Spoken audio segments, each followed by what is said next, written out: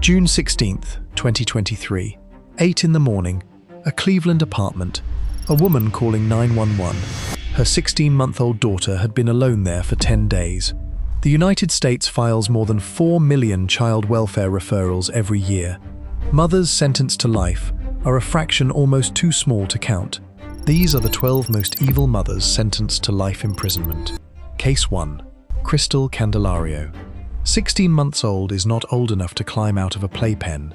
It is not old enough to open a door, or reach a telephone, or understand why the bottles of milk have run out and nobody has come. Jalen Candelario was 16 months old in June 2023, living in a ground floor apartment in Cleveland, Ohio, with a mother named Crystal Candelario who had, on June 6th of that year, packed a bag and left for 10 days without telling anyone the baby was alone. Candelario was 32 years old at the time. By most accounts, her life had been marked by struggle. She had a history of mental health difficulties, including episodes of depression and anxiety that had grown severe enough to require medication. At some point in 2023, she had stopped taking that medication. The reasons were not fully explored in court, but her family later said the decision worsened her condition in ways that were visible to people around her.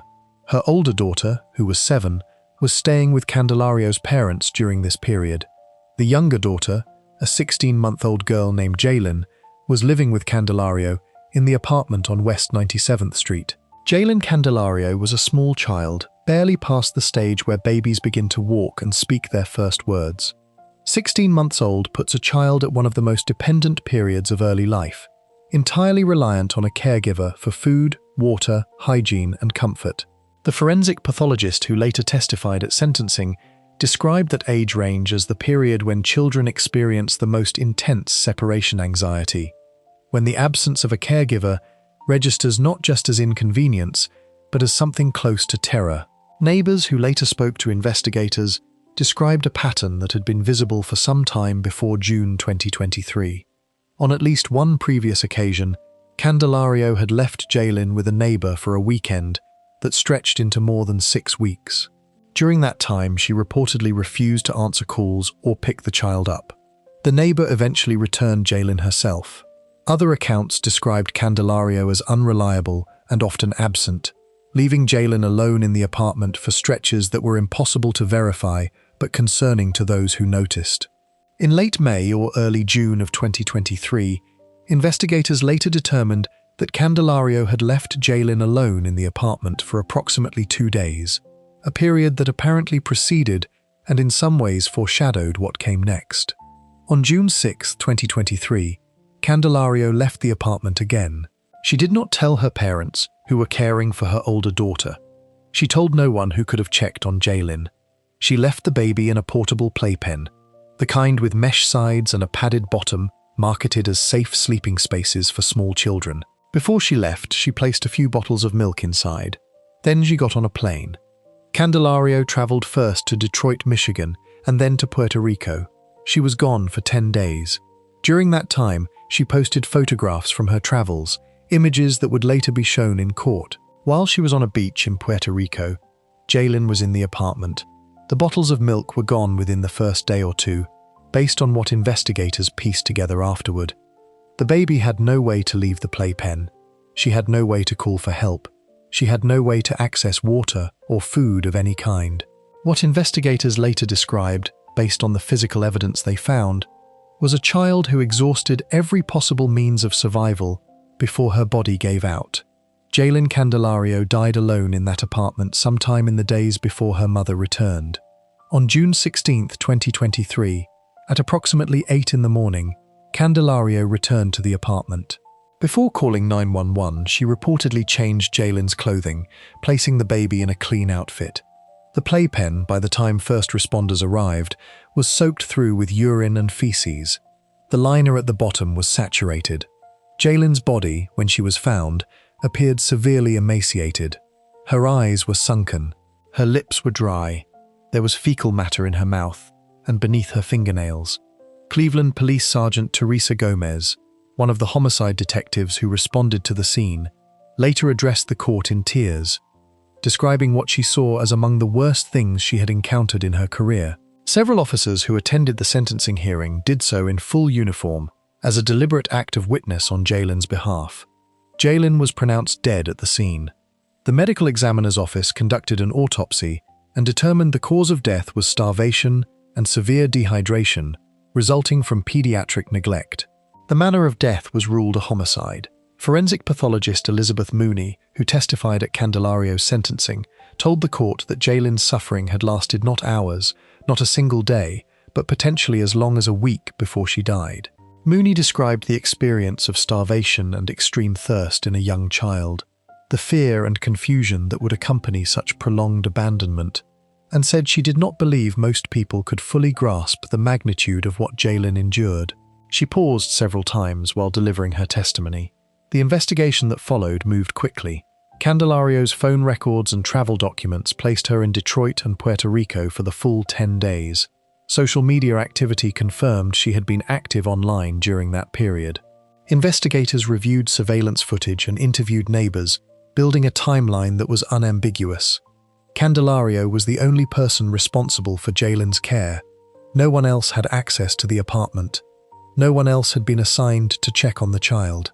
What made the case particularly difficult for investigators and prosecutors to process was not just the act itself, but the apparent absence of any arrangement, any notification, any attempt to ensure Jalen's survival while her mother was away. Candelario had a phone.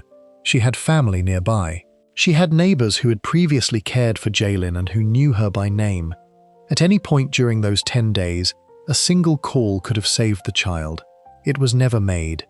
Candelario was arrested and charged with aggravated murder and child endangerment, along with additional counts of felonious assault and murder. She was held in the Cuyahoga County Jail while the case progressed through the legal system. In February 2024, Candelario entered a guilty plea to 1 count of aggravated murder and 1 count of child endangering. The plea agreement dismissed the remaining charges. Her sentencing was scheduled for March 2024 at the Cuyahoga County Common Pleas Court. At the sentencing hearing, the courtroom was filled with law enforcement officials who had worked the case, many of them visibly emotional as they addressed the judge. Sergeant Gomez spoke first, describing Jalen as a child who died afraid and alone, while her mother was enjoying herself in a warm, sunny place. The forensic pathologist walked the court through the physical evidence of what Jalen had experienced in her final days. Representatives from both the Cleveland Police Department and the prosecutor's office addressed the court. Candelario's parents also spoke. Her mother told the court that her daughter had come from a home that valued family and asked for mercy, describing Candelario's deteriorating mental health and her decision to stop taking medication as factors that had impaired her judgment. Candelario herself addressed the court. She told the judge that she prayed every day for forgiveness. She said she believed that God and her daughter had forgiven her. She said no one knew how much she had been suffering or what she had been going through. She did not offer a clear explanation for why she had left Jalen alone. Cuyahoga County Common Pleas Court Judge Brendan Sheehan delivered the sentence. Speaking directly to Candelario, he told her that she had left her daughter trapped in a space from which there was no escape, with nothing to eat and nothing to drink, while she spent 10 days doing whatever she pleased. He referenced photographs from her trip, describing a woman who did not appear consumed by worry or remorse during the period when her daughter was dying. He noted that the prison where Candelario would spend the rest of her life would, at minimum, provide her with food and water, something she had denied her own child. Candelario was sentenced to life in prison without the possibility of parole for aggravated murder, along with an additional 8 to 12 years for child endangering, to be served consecutively. She will not be eligible for release. Among the details that prosecutors and investigators emphasized in the aftermath was the element of repetition. This was not a single lapse in judgment on a single difficult day. Neighbors had described earlier incidents of abandonment stretching back months. Candelario had left Jalen alone for 2 days, immediately before the fatal trip. Jalen had previously been left with a neighbor for what was supposed to be a weekend, and turned into more than a month, with Candelario refusing to answer the phone. The picture that emerged was not of a sudden breakdown, but of a pattern, one that had never been adequately interrupted before it ended in Jalen's death. The Cuyahoga County Prosecutor's Office, in the statement released after sentencing, described Jaylin as a beautiful child taken from the world by her mother's unimaginable selfishness. The word they chose was deliberate. The case carried no suggestion of psychosis, no claim of hallucination or religious delusion, or mental collapse in the clinical sense.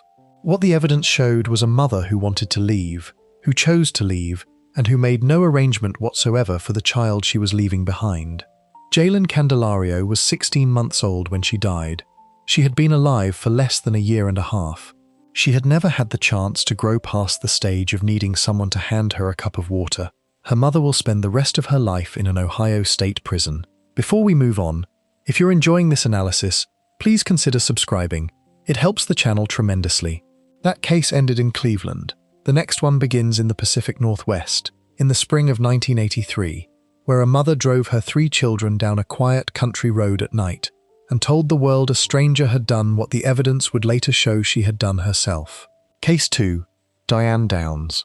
The emergency room staff who met the car at Mackenzie Willamette Hospital in Springfield, Oregon, on the night of May 19, 1983, found 3 children in the back seat covered in blood. The oldest was 8, the youngest was 3. Their mother, a 27-year-old postal worker named Diane Downs, had a gunshot wound to her left forearm and a story ready before anyone had finished assessing the children. The story involved a stranger on a dark country road. The story was a lie.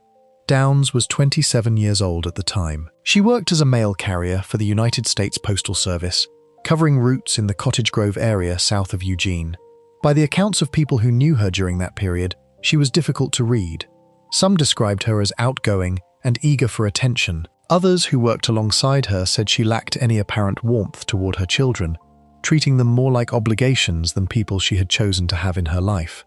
Her then-partner Steve Downs, from whom she was separated by 1983, later told investigators that she had shown almost no maternal instinct from the time the children were born. The 3 children were Christy, who was 8 years old, Cheryl, who was 7, and Danny, who was 3.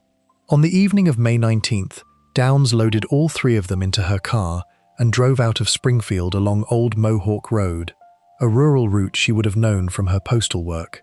Exactly what happened on that road, and exactly in what sequence, was the central question of the trial that followed.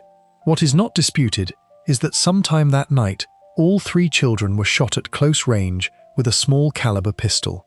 Cheryl, the 7-year-old, was shot through the chest. Christy took a bullet to the chest as well, and Danny was shot in the back. Downs herself had a gunshot wound to her left forearm. She drove her children to Mackenzie Willamette Hospital in Springfield. The car was covered in blood. Emergency room staff who met them at the entrance found the 3 children in critical condition.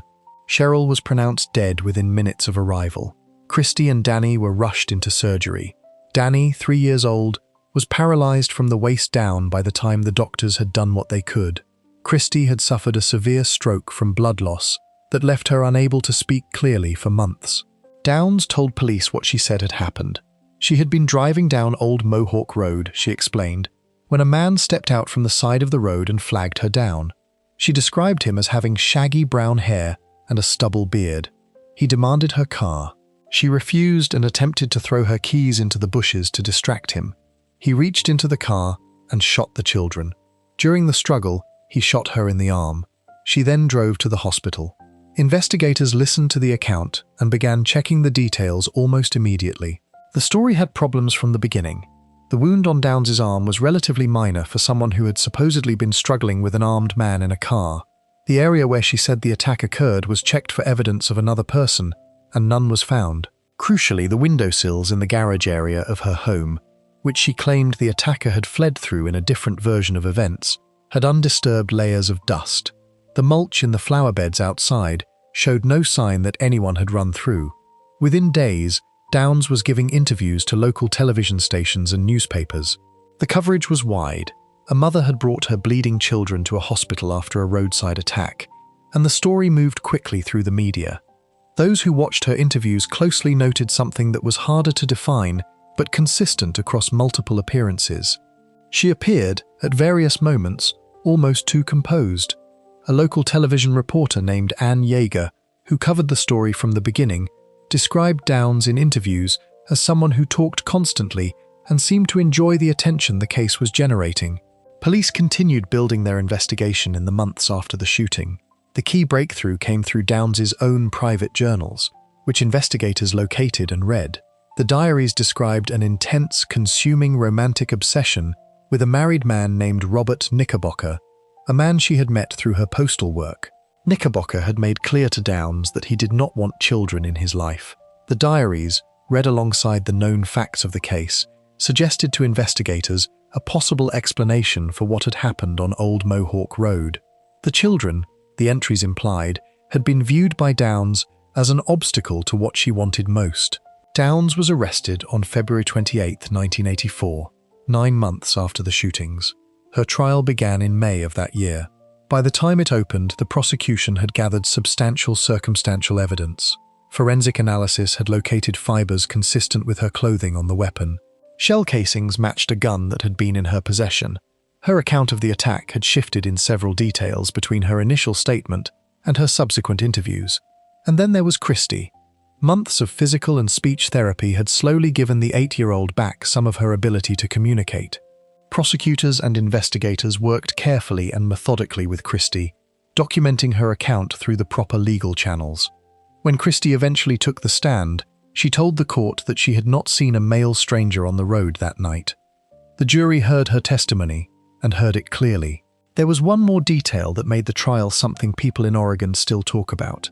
When Downes was arrested in February, she was pregnant. She had become pregnant during the investigation, reportedly by a man she had met along one of her postal routes.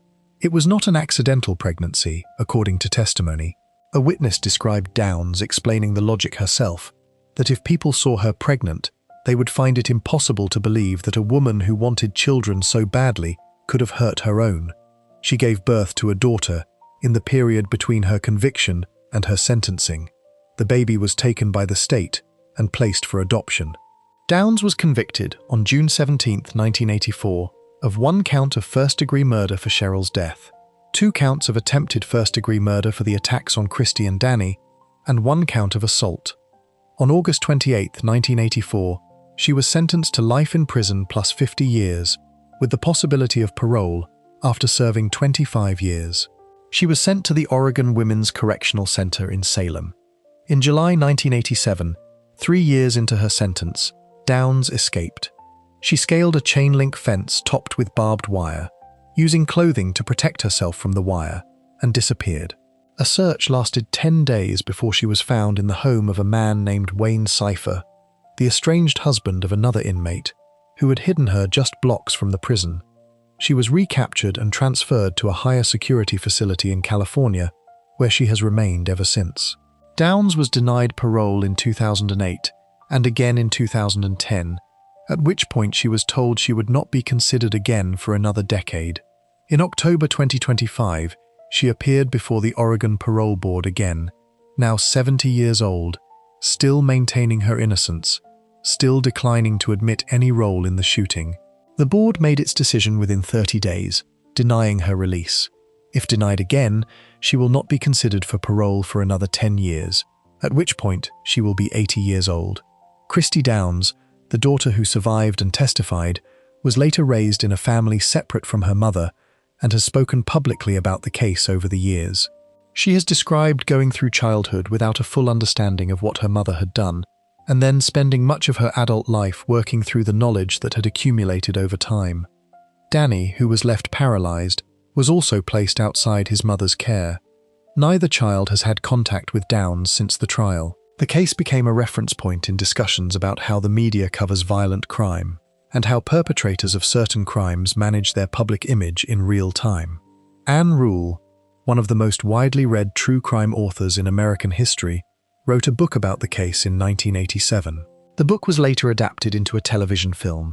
Downes watched the attention and continued to write from prison, maintaining correspondence with various people on the outside, and insisting, across decades, that the shaggy-haired stranger was real and had never been found.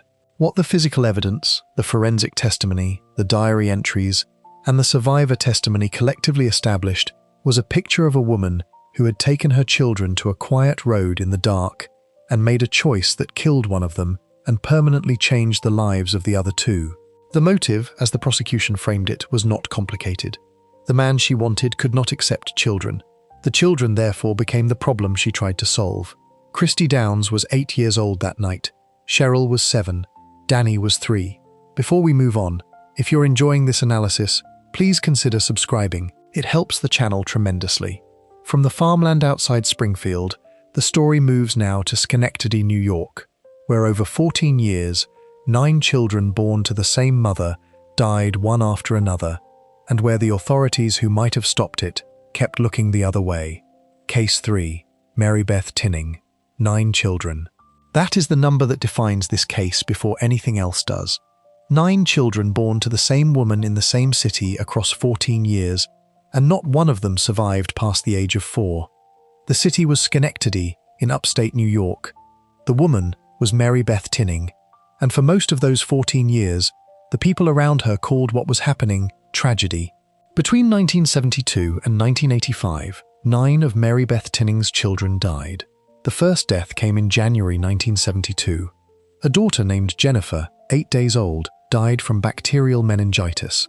The medical community classified this death as natural, and there is no credible evidence to suggest otherwise. Jennifer was genuinely ill, and she died from that illness. But what happened in the weeks after Jennifer's death, according to people who knew Mary Beth Tinning during that period, was that she responded to her daughter's death in a way that drew considerable attention from the community around her. People reached out. People came to the house. There were cards and flowers and expressions of sympathy, and neighbors appearing at the door. For a woman who had by many accounts struggled throughout her life to feel seen and valued, the response to Jennifer's death was, in some documented assessments, something she found difficult to give up. Whether that dynamic directly influenced what happened next is a question that was examined closely during the criminal proceedings that came years later. What is documented is that within weeks of Jennifer's death, a second child died. Joseph Jr., 2 weeks old, died in late January 1972. His death was attributed at the time to an unspecified brain problem. A third child, Barbara, died in March of the same year, at 3 months old. 3 children in a single household, 3 deaths in fewer than 3 months. The cause listed for Barbara was a seizure disorder. At the time, the medical community did not raise the alarm in any formal way. It is important to understand the context. This was the early 1970s, and sudden infant death syndrome was only beginning to be understood as a diagnosis. The science of distinguishing accidental or natural infant death from deliberate asphyxiation was far less developed than it is today. When a child died suddenly, and the parents were visibly distressed, the instinct of those around them was compassion, not investigation. Doctors who saw the Tinning children had no widely accepted framework for identifying the pattern that, in retrospect, is visible across all 9 deaths. A 4th child, Timothy, died in 1973, 5 weeks old. A 5th, Nathan, died in 1975 at 5 months. The cause listed in each case was some variation on cardiac or respiratory failure, on seizures, on causes that were consistent with the family's apparent history. By the late 1970s, a theory had begun circulating among some medical professionals who had contact with the family. Perhaps the Tinnings were simply an unlucky family. Perhaps there was some genetic defect that was taking the children one by one. The theory had a certain bleak logic to it, and it allowed those around the family to explain what they were seeing without confronting the alternative. In 1979, a 5-year-old daughter named Mary Frances died. She had lived longer than any of her siblings. Her death was attributed to pulmonary edema. In 1981, a son named Jonathan died at 3 months old. And then something happened that should have, by any reasonable analysis, collapsed the genetic theory entirely. The Tinnings adopted a child. His name was Michael. He was a boy who had no biological connection to either Mary Beth or Joseph Tinning. No shared DNA, no inherited vulnerability of any kind. Michael died in 1981 at 2.5 years old. The cause listed was sudden infant death syndrome, the death of an adopted child, a child with no genetic relationship to either parent, in a household where 8 biological children had already died, ought to have produced an immediate and thorough investigation. It did not. The medical and social systems around the Tinning family continued to respond to each death as an isolated tragedy, each one processed separately rather than examined as part of a series. Mary Beth Tinning continued to receive sympathy and support. She attended grief groups. She spoke about her losses in ways that people around her found moving. The 9th child was born in August 1985. She was named Tammy Lynn. She was a healthy infant by all initial assessments, and her pediatrician, Dr. Bradley Ford, was aware of the family's history. He recommended that the Tinnings use a breathing monitor, a device that would sound an alarm if Tammy Lynn stopped breathing in her sleep. Mary Beth Tinning declined the monitor. The doctor noted the refusal but did not escalate his concern. On December 20th, 1985, Tammy Lynn was 4 months old. That morning, Mary Beth Tinning called 911 to report that the baby had stopped breathing. Emergency responders arrived and were unable to revive her. An autopsy was conducted.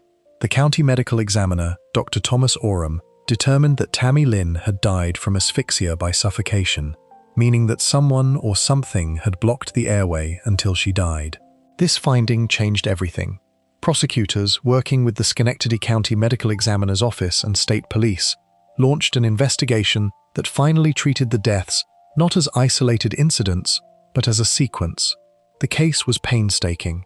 Investigators could not go back and definitively prove what had caused the deaths of the 8 children who came before Tammy Lynn. The bodies of some had been buried for years. The medical records from each death reflected the assumptions of the time rather than any rigorous forensic analysis. But Tammy Lynn had died recently, and her autopsy was clear. Mary Beth Tinning was brought in for questioning in February 1986. The interrogation took place at State Police Headquarters in Loudonville and lasted a significant period of time. What emerged from that session was a written statement in which Tinning admitted to suffocating Tammy Lynn with a pillow. She also stated, in the same document, that she had similarly smothered 2 of the earlier children, Timothy and Nathan, using a pillow. She described what she had done in specific terms. She signed the statement. She was arrested and charged with the second-degree murder of Tammy Lynn. Prosecutors did not charge her with the deaths of the other children, partly because of the evidentiary challenges involved in cases that were years old and had been processed without any suspicion of foul play, and partly because a conviction on the Tammy Lynn charge alone would result in a life sentence. Tinning's trial began in Schenectady County Court in June 1987. The central dispute was whether her written confession was admissible and reliable. Her defense team argued that the statement had been made under coercive conditions, that she had been interrogated for hours without adequate rest, and that she had not fully understood what she was signing. They moved before trial to have the confession suppressed. The motion failed, and the statement was admitted into evidence. At trial, the defense called medical experts who testified that Tammy Lynn might have died from a genetic disorder that had similarly affected the other children. One witness proposed the existence of a new, unidentified syndrome. The prosecution countered with Dr. Marie Valdez de Pena, a nationally recognized expert on sudden infant death syndrome, who told the jury that Tammy Lynn's death was not consistent with SIDS, and that the combination of asphyxiation evidence and the family history pointed away from any natural explanation. The prosecution also called attention to Tinning's refusal of the breathing monitor, a detail that the jury heard and absorbed. Tinning did not testify on her own behalf. After 6 weeks of trial and 23 hours of deliberation across 3 days, the jury returned a guilty verdict on 1 count of second-degree murder. The verdict was for depraved indifference murder rather than intentional murder, which reflected the specific legal framing of the charge. In practical terms, the outcome was the same. At sentencing in October 1987, Mary Beth Tinning addressed the court. She maintained that she was innocent. She said that God knew the truth, and that one day the world would know it too. Judge Clifford Harrigan sentenced her to the maximum available under the conviction, 20 years to life. She was sent to Bedford Hills Correctional Facility in Westchester County, where she remained for the first portion of her sentence, and later to Taconic Correctional Facility, also in Bedford Hills. For the next 3 decades, she appeared before the parole board on a regular cycle. She was denied release 6 consecutive times. Board members cited the severity of the offense, the number of suspected victims, and what they described as insufficient understanding of or remorse for her actions. At some hearings, she expressed what board members characterized as minimization, acknowledging only Tammy Lynn's death in cautious terms, while not addressing the broader pattern that investigators had documented. At her 7th parole hearing, in the summer of 2018, the board voted to release her. She was 75 years old at the time. She had served 31 years. Under New York law, she was released to parole supervision and would remain under that supervision for the rest of her life. She was transferred to Schenectady County, the same place where all 9 of her children had died, and placed in the care of a parole officer. The release prompted significant public response. Local politicians argued that 31 years was insufficient for a woman suspected in 9 deaths, convicted of 1. The father of the boys, Joseph Tinning, had remained largely out of the public eye for decades. He had never been considered a suspect. The couple had divorced at some point after Mary Beth's conviction. He did not speak publicly at the time of her release. What the case left behind was a set of questions that the medical and social welfare communities spent years examining. How had 9 deaths in a single household been processed as isolated tragedies for 14 years? Why had the death of an adopted child, with no genetic connection to the family, not triggered an immediate review of everything that came before? Why had the pediatrician's concerns about the breathing monitor not been acted on more forcefully? Several studies published in the years following the case contributed to changes in how medical professionals are trained to identify patterns in unexpected infant deaths, and to updated guidelines around what should trigger a formal child protection review when unexplained infant deaths recur in a single family. The case also contributed, in a limited way, to later discussions about what was then called Munchausen syndrome by proxy, a condition in which a caregiver harms or feigns illness in a person under their care, often a child, in order to generate attention and sympathy from those around them. Tinning was never formally diagnosed with the condition, and the medical and legal communities have approached this framing with caution in her specific case. What the pattern of behavior documented across the 14 years does suggest, according to the experts who later reviewed it, is a consistent dynamic in which the deaths of her children were followed by periods of community attention and emotional focus that seemed, in some fundamental way, to serve a need that ordinary life did not. Mary Beth Tinning was born in 1942. She was 43 years old when Tammy Lynn died. She was 44 when she was convicted. She was 75 when she walked out of a New York State correctional facility for the last time.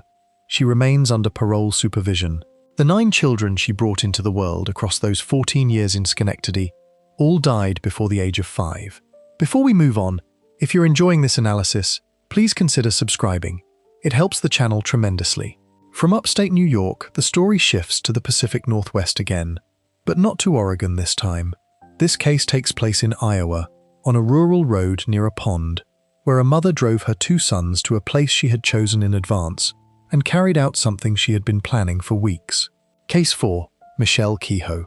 Sean was 7 years old and Seth was 2 when their mother drove them to a remote area near Littleton, Iowa on October 26, 2008, taped their eyes shut with duct tape, and cut their throats with a knife she had purchased in advance. Seth died at the scene. Sean was left in the family van through the night, bleeding and alone, until emergency services found him the following morning, covered in dried blood and still breathing. Michelle Kehoe, 33 years old, had also cut her own throat before walking to a nearby farmhouse to report that her children were in danger. In the weeks before October 26, 2008, Michelle Kehoe was, according to evidence presented at trial, making preparations. She went to a store and purchased a knife. She bought duct tape. She told her husband Eugene that she planned to take the boys to visit her mother at a nursing home in the town of Sumner, about an hour's drive north of Coralville. Eugene had no reason to question this. It was a straightforward trip, the kind of errand that required no further explanation. He kissed them goodbye and watched them leave. What investigators pieced together afterward was that the trip to Sumner never happened. Instead, Kehoe drove with her sons to a remote area near the small town of Littleton in Buchanan County, a stretch of rural Iowa farmland with little traffic and almost no reason for anyone to stop. She pulled over somewhere along that road. She took the knife she had bought. She taped the eyes of both boys shut with the duct tape. Then she cut the throats of her sons, moving from one to the other. Seth, who was 2 years old, died from his wounds at the scene. Sean, who was 7, survived. He was left in the family van, bleeding and alone through the night. When authorities later found him the following morning, he had spent hours locked in the vehicle, unable to fully understand what had happened to him or his brother, unable to call for help. He was covered in dried blood. His throat had been cut. He was alive. The discovery came after Kehoe walked to a nearby farmhouse sometime after the attack. She knocked on the door of residents in Littleton and told them that her children were in danger. The story she offered was incomplete and disoriented, and the residents contacted emergency services. When officers responded and located the van, they found Seth dead outside the vehicle, and Sean inside, critically injured but breathing. Kehoe had also cut her own throat in an attempt to kill herself. The wounds were serious, but not fatal. She was transported to a hospital and treated. When she was stable enough to speak with investigators, she gave an account that officers immediately recognized as fabricated. She described an attack by an unknown man who had forced them off the road, a story that bore no relationship to the physical evidence at the scene. There was no sign of another vehicle. There were no footprints or physical traces of a second person. The wounds on the children were consistent with deliberate, close-range cutting, not with any struggle that matched her description. Investigators also found a handwritten note. Kehoe had written it during or after the attack, she later admitted, as a prepared explanation for whoever found them. It described a man forcing the family to stop at a gas station, described a struggle, described her being knocked unconscious. She had written it in advance, laying out a version of events designed to direct suspicion away from herself. The note, combined with the physical evidence, left very little ambiguity about what had happened on that road. As the investigation deepened over the following days and weeks, a fuller picture of the period leading up to October 26th began to emerge. Kehoe's defense attorneys would later present evidence of a long history of mental illness. She had attempted to take her own life before, her first known attempt coming in 1996. There were documented episodes of severe depression, and what her attorneys described at trial as periods of profound psychological crisis that went largely untreated or undertreated over the years. The defense argued that by October 2008, she had reached a point of such complete hopelessness that she genuinely believed she was acting to protect her children from a life of suffering, that she saw what she was doing as a mercy rather than a harm. Prosecutors took a different view. They presented evidence that Kehoe's planning had been methodical and deliberate. She had purchased the knife and the duct tape in advance. She had constructed a cover story and gone to the trouble of writing it down. She had chosen a specific, isolated location, one far enough from Coralville that no one would stumble across the scene easily. Each of these steps, the prosecution argued, reflected reasoning and intention rather than a breakdown that overwhelmed her ability to understand what she was doing. The planning, they said, was the evidence. The trial took place in Grundy County, Iowa, beginning in late October 2009, almost exactly a year after the attack. The most affecting moment in the proceedings came when prosecutors played an audio recording of Sean's statement to police. Sean was 8 years old by the time of the trial. His statement, recorded in the aftermath of the attack, was played to the courtroom in his young, high-pitched voice. He described what his mother had done. He described the knife. He told investigators she had cut him and then moved to his brother. There is no account of anyone in that courtroom who heard the recording without a visible reaction. The defense mounted an insanity argument, calling expert witnesses who testified that Kehoe had been in a state of severe mental illness at the time of the attack, that her depression and distorted thinking had reached a point where she could not properly evaluate the consequences of what she was doing. One defense expert testified that Kehoe had interpreted her actions as protective, that in her psychological state she had come to see the deaths of her children as a form of salvation rather than destruction. The prosecution countered with its own experts and with the evidence of Kehoe's preparation. They argued that legal insanity requires a defendant to have been unable to distinguish right from wrong at the time of the crime, and that someone who goes to the trouble of writing a false cover story, who buys specific materials in advance, who chooses a remote location deliberately, has demonstrated precisely the kind of purposeful thinking that is incompatible with legal insanity. The jury, after deliberation, agreed with the prosecution. On November 4, 2009, Michelle Kehoe was found guilty of first-degree murder in the death of Seth and attempted murder in the attack on Sean. She was sentenced on December 15, 2009. Judge Bruce Zager, presiding in Buchanan County, imposed a sentence of life in prison without the possibility of parole for the first-degree murder conviction. He added a consecutive 25 years for the attempted murder of Sean.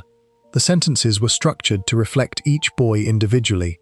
At sentencing, Eugene Kehoe, who had remained largely silent throughout the proceedings, addressed the court.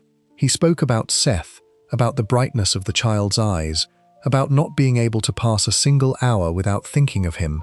He spoke about Sean, about what it meant for a boy to lose his brother and his mother in the same night. He asked the court not to allow his wife contact with Sean or with him, a request the judge honored. Kehoe herself read a statement at sentencing. She expressed what she described as true sorrow.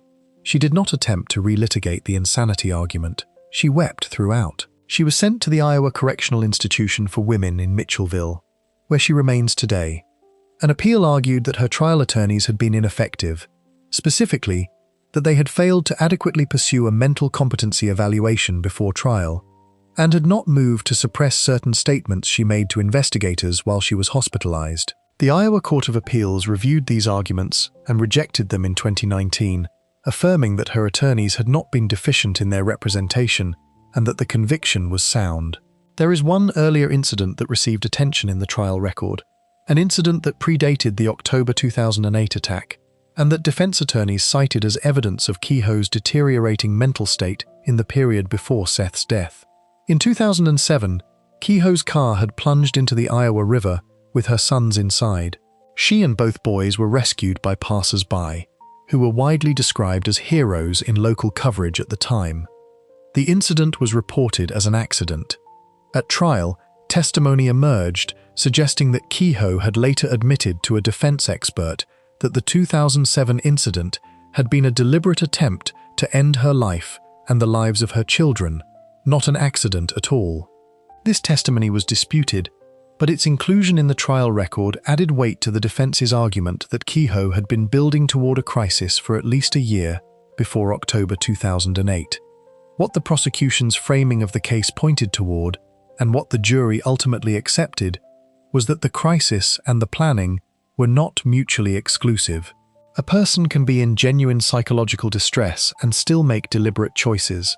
The preparation Kehoe undertook in the weeks before October 26th, the knife, the tape, the chosen location, the written note, represented decisions made over time, not a single moment of uncontrolled impulse. Whether that preparation reflected genuine intent, or a mind so distorted by illness that the steps themselves felt logical, is a question that was answered differently by the two sides at trial, and settled by the jury in the prosecution's favor. Sean Kehoe, the boy who survived, spent years afterward in the care of family members. His father Eugene retained custody and worked to provide him with stability in the aftermath of one of the most traumatic experiences a child can face. Neither Sean nor Eugene has spoken extensively in public about the years since the trial. What is documented is that Eugene Kehoe asked at sentencing that no contact ever be permitted between his surviving son and the woman who had taken a knife to both of his children on a quiet country road in Buchanan County. That request was granted. Seth Kehoe was 2 years old when he died. He had barely learned to walk. Before we move on, if you're enjoying this analysis, please consider subscribing. It helps the channel tremendously. From rural Iowa, this story moves to Sacramento, California, and a household that kept its darkest secrets hidden for nearly a decade, until a daughter finally found someone willing to listen to what she had survived. Case 5, Teresa Knorr. For nearly a decade, 2 young women lay unidentified in California law enforcement files, their remains catalogued as Jane Does, their cases sitting cold while the person responsible for their deaths lived under a different name in Salt Lake City, Utah, working as a caregiver for an elderly woman. The 2 women were Susan Knorr and Sheila Knorr. The person responsible was their mother, and the only reason any of it eventually came to light was that a third daughter, the youngest, kept trying to tell people the truth until she finally found someone who listened. Teresa Knorr was born in Sacramento in 1946. She had a difficult childhood by several accounts, and she married young. By the time she was in her 30s, she had been married 4 times and had 6 children from different relationships: Howard, Sheila, Susan, William, Robert Jr., and the youngest, a daughter named Terry. The family moved frequently, and Teresa's relationships with her successive husbands were marked by instability and, in at least one documented case, violence. In 1964, when she was 18, she shot her first husband, Clifford Sanders, in the back. She claimed self-defense. A jury acquitted her. The children grew up in a household where Teresa Knorr's authority was absolute, and her moods were the weather that determined everything else. Accounts from the surviving children, gathered in the years after the crimes became known, described a woman who shifted between periods of relative calm and episodes of sudden, unpredictable rage. A woman who monitored her children's weight obsessively, forced them to eat beyond their hunger, and then punished them for gaining weight, a logic that trapped them from every direction. She was deeply suspicious of outsiders, and she worked steadily over time to cut the children off from contact with the world beyond the house. As the 1970s became the 1980s, her focus narrowed onto 2 of her daughters in particular. Susan, born in 1966, was the child who most consistently resisted her mother's control. She argued back. She tried on multiple occasions to leave. She reached out for help in ways that Teresa either intercepted or that the systems around the family failed to act on. In 1986, when Terry was 16, she tried to report the abuse to police in Reno, Nevada, where the family was living at the time. She was discouraged, and the complaint went nowhere after Teresa managed to have it dismissed. What Terry knew, and what she had been living with, was something the authorities who heard her that day chose not to pursue. The violence against Susan had been escalating for years before it reached its endpoint. At some stage, Teresa had become convinced, for reasons that were never fully explained in clinical terms, that Susan was practicing witchcraft. This belief, whatever its origin, provided a framework within which Teresa justified increasingly severe treatment. Susan was beaten regularly. She was, at various points, chained. She was denied food. She was isolated from her siblings in ways that further degraded her physical condition over time. In 1982, during an argument, Teresa shot Susan in the chest. The bullet lodged in her back. Rather than take her daughter to a hospital, Teresa kept Susan at home, treating the wound herself, in ways that fell far short of any adequate medical care. Susan survived, improbably, though the bullet remained in her body for the next 2 years. By 1984, Susan had managed to persuade her mother to let her leave the household permanently. Teresa agreed, but imposed one condition: the bullet had to come out first, because it was evidence. She would remove it herself. What happened next was described in detail during the criminal proceedings that came almost a decade later. Teresa performed what amounted to a crude surgical procedure on her own daughter, attempting to extract the bullet without any medical training or proper tools. The procedure caused an infection that spread rapidly. Susan became feverish and delirious. Rather than seek medical attention, Teresa, with the involvement of her sons Robert Jr.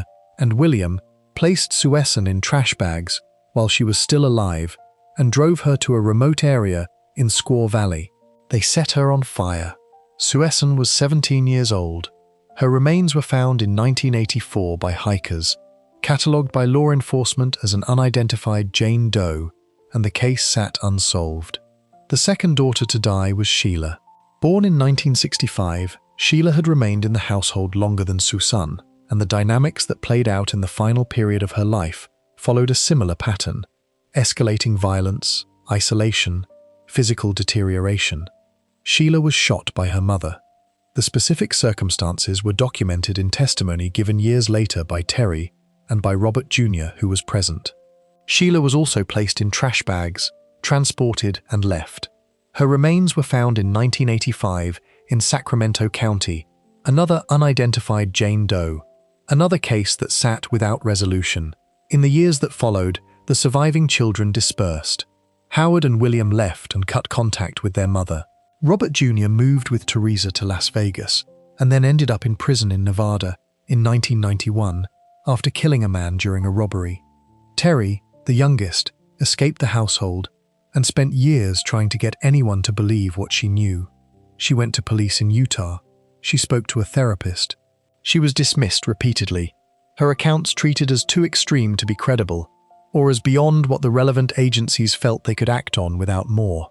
In October 1993, Terry contacted the producers of the television program America's Most Wanted and was directed to detectives in Placer County, California, where Susan's remains had been found 9 years earlier. These detectives listened. They cross-referenced what Terry told them against the unidentified remains in their cold case files. The details matched. The two Jane Does found in 1984 and 1985 were Susan and Sheila Knorr. William was arrested in Woodland, California on November 4, 1993. Robert Jr. was already in a Nevada prison.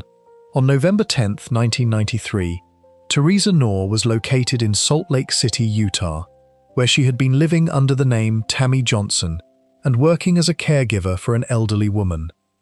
She answered the door when detectives arrived. She was 47 years old. She was charged with 2 counts of first-degree murder, 2 counts of conspiracy to commit murder, and 2 special circumstances, multiple murder and murder by torture. The charges carried the possibility of the death penalty. Teresa Knorr's initial response was to plead not guilty. The legal proceedings that followed moved over the next 2 years. As the prosecution assembled its case, building on the testimony of Terry, on the corroborating accounts of Robert Jr. and William, and on the forensic evidence that connected the remains of the 2 Jane Does to the Knorr household, the weight of what was coming became clear. Robert Jr. struck a deal with the prosecution, agreeing to testify in exchange for the dismissal of most of his charges. William was offered probation and therapy in exchange for his cooperation. With both of her sons prepared to testify against her, Teresa Knorr changed her plea. On October 17, 1995, she pleaded guilty to 2 counts of murder. In doing so, she avoided the death penalty. She was sentenced to 2 consecutive life terms. She was sent to the California Institution for Women in Chino, California, where she remains today. The aftermath of the case produced a set of questions about the systems that had failed to intervene across more than a decade. The children had been enrolled in schools, which meant that absences and physical signs of abuse would have been visible to teachers and administrators at various points. Social services had contact with the family on at least one documented occasion. Terry had made a formal report to police in 1986. None of these contacts had produced intervention.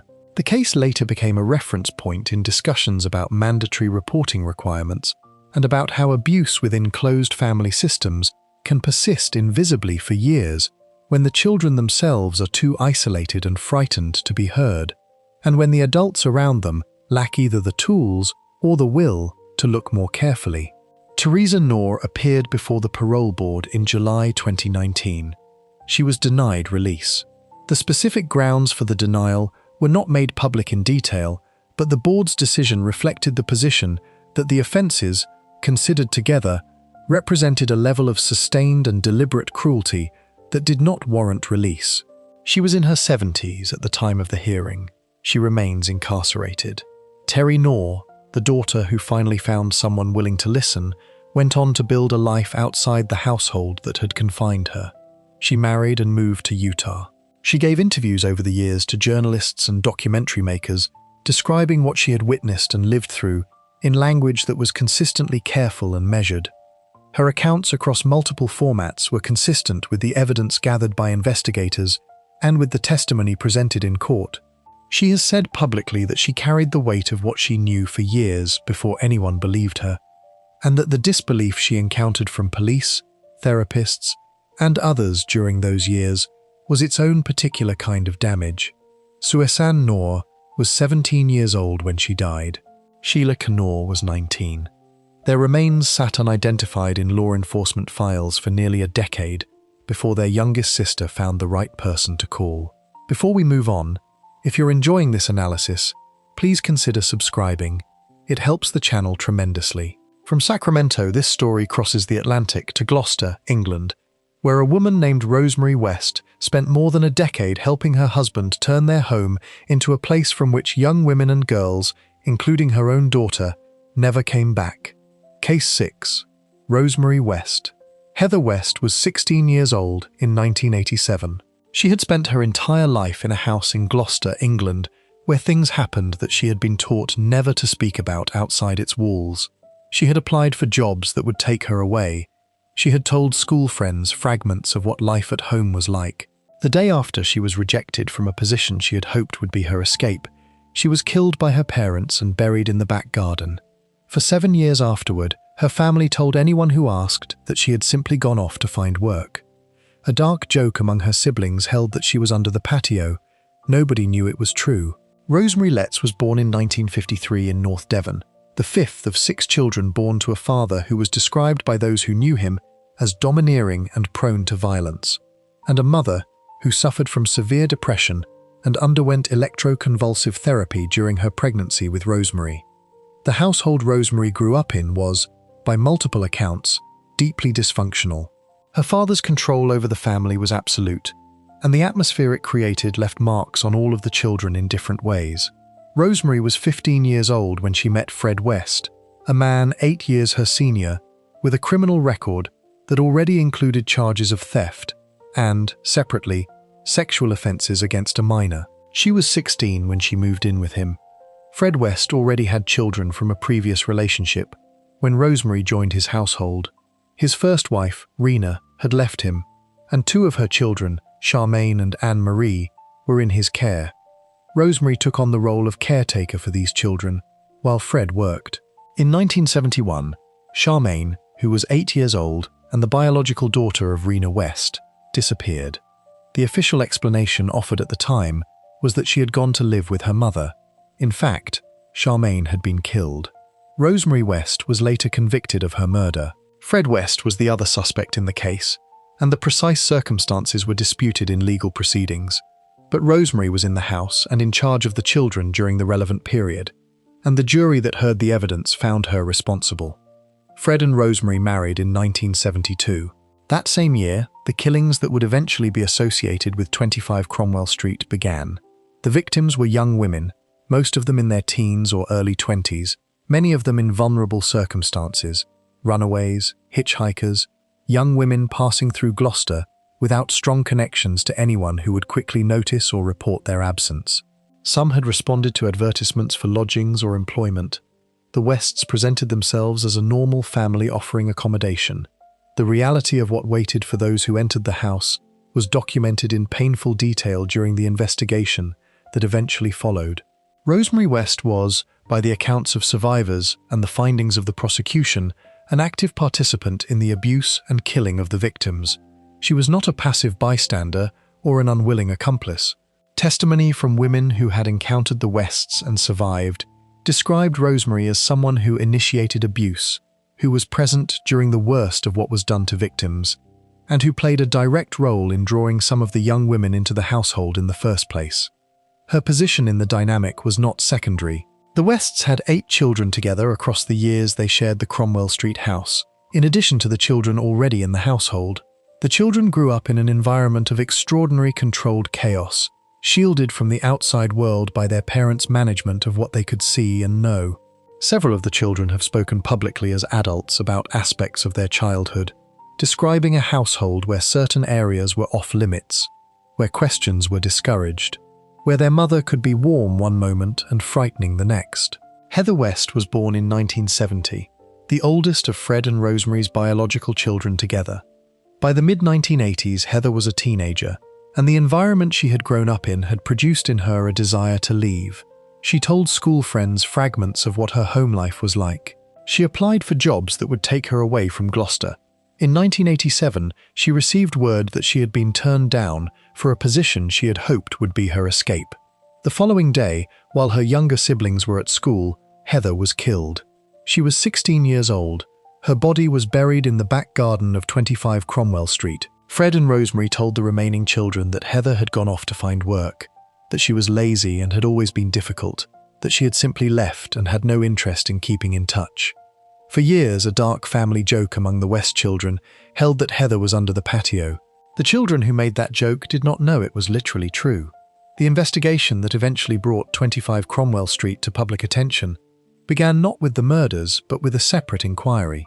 In August 1992, Police investigated allegations of rape involving Fred West and a young girl. During the course of that investigation, they removed several of the West children from the home temporarily. The case did not immediately uncover the murders, and charges related to the rape were eventually dropped when the key witness withdrew. But the contact had planted a seed.